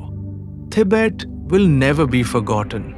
Its heart will always beat, and its spirit will always live." And as the light from the butter lamp spread throughout the room, there was a sense of peace, a deep sense of accomplishment, not of victory, but of a cause that had transcended battlefields, that had reached beyond borders, and that had planted the seed for a future where Tibet would no longer be a place of sorrow, but a symbol of hope for the world. A new beginning as the world moved forward, the flame of Tibet, now not only a symbol of resistance, but of resilience, hope, and unity, continued to shine brightly. It was not the end of Tibet's struggle, nor was it the end of its story. It was, instead, a new beginning, and in the quiet monasteries of Tibet, in the hearts of its people, and in the collective consciousness of the world, Tibet's eternal flame burned on, its light shining through the darkness, casting hope for a brighter future. The future of Tibet and the Dalai Lama, a vision beyond borders. The future of Tibet and the Dalai Lama, though uncertain in many ways, holds a complex yet hopeful trajectory, one that will continue to evolve as the world changes. The Dalai Lama, as a spiritual leader and symbol of Tibet's struggle for autonomy, peace, and cultural preservation, plays a pivotal role in shaping the course of Tibet's future.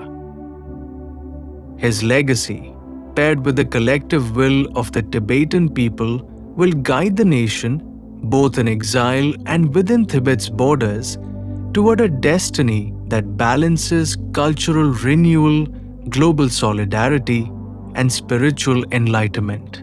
Tibet's resilient spirit, the resilience of Tibet, its people, and its culture will remain the cornerstone of the region's future, whether in exile or under the shadow of Chinese governance.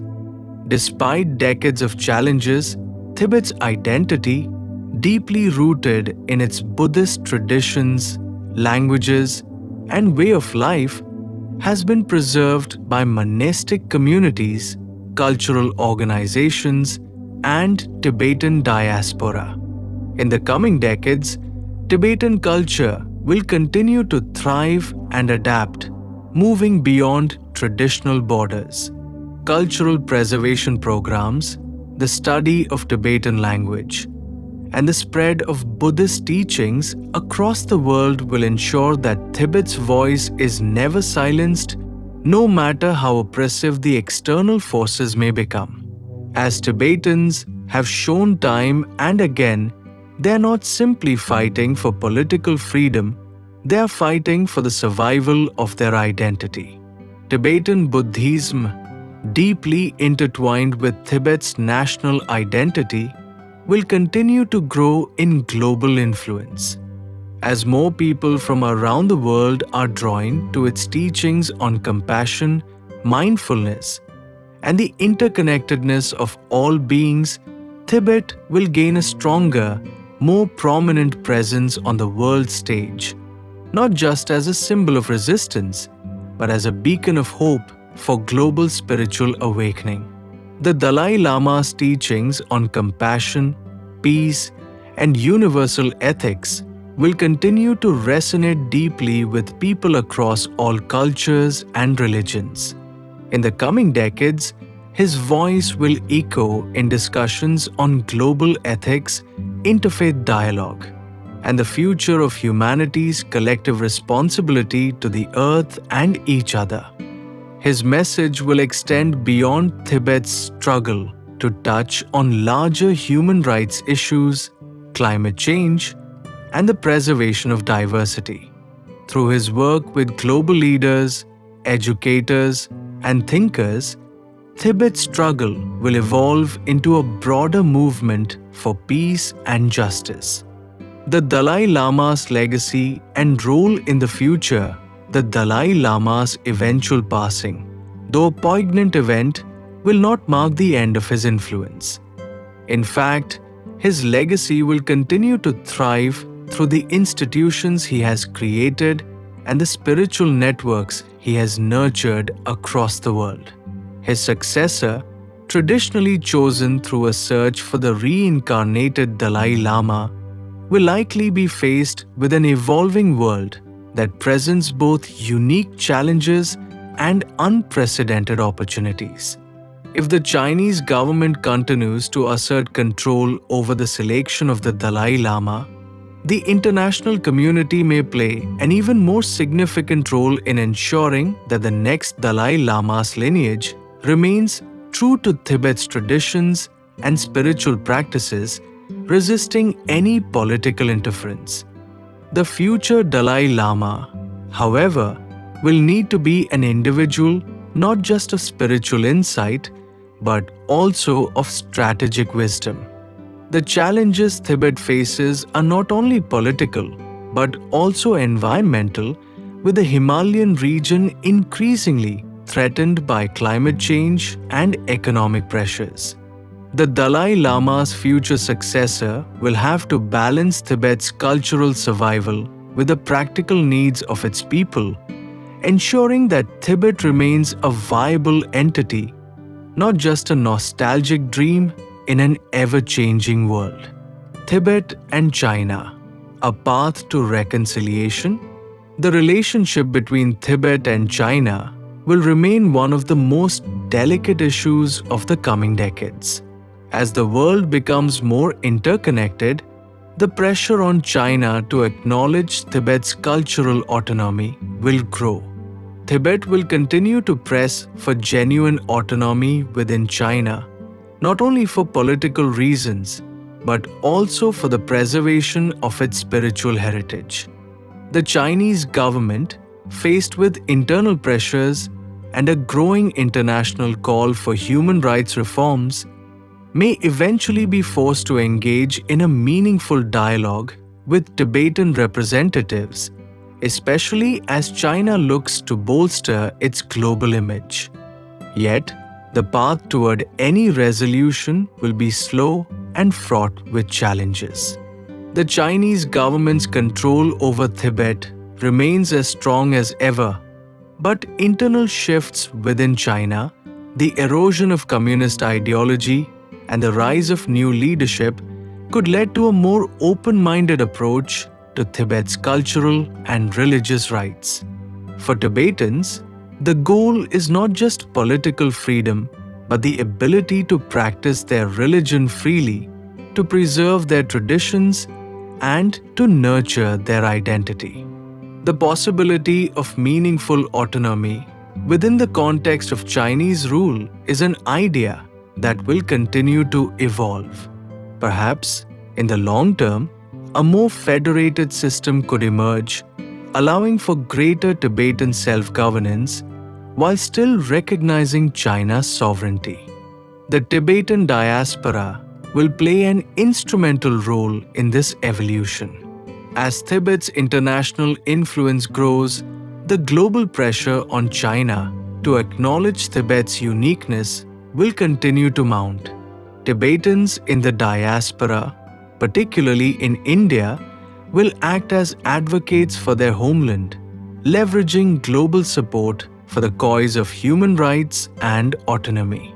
The role of technology and globalization in the coming years, technology will be an invaluable tool for Tibetans in their struggle for cultural preservation and autonomy. The internet and social media will continue to provide platforms for Tibetans to express their identity, share their culture, and mobilize support on a global scale. The digital age has already allowed Tibetans to connect with one another, bypassing borders and fostering solidarity with their worldwide community. Moreover, the growing global awareness of Tibet's situation, due to increased coverage by international media, human rights organizations, and activists, will ensure that Tibet's struggle remains visible on the world stage.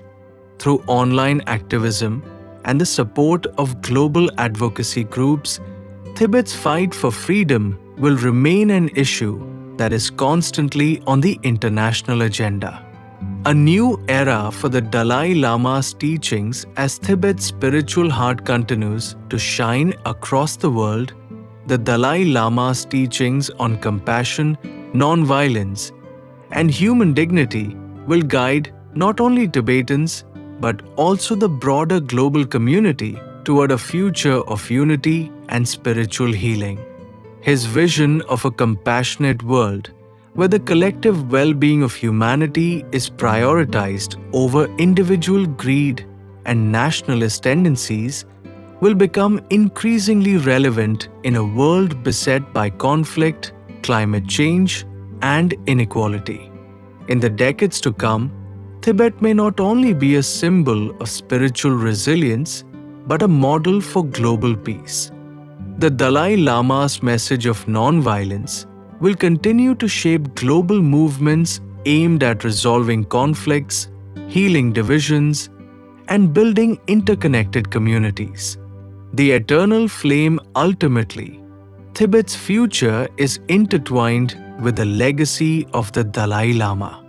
The eternal flame of Tibetan culture, spirituality, and struggle will never be extinguished. Even if political challenges persist, the essence of Tibet will live on through its people, its traditions, and its global influence. Tenzin's words, spoken in the final chapters of the journey, will be the enduring truth. We will carry this flame, and we will pass it on to the generations that follow. Tibet's flame, an eternal light of hope, resilience, and peace, will continue to burn brightly, guiding the world toward a future of greater understanding, compassion, and freedom for all.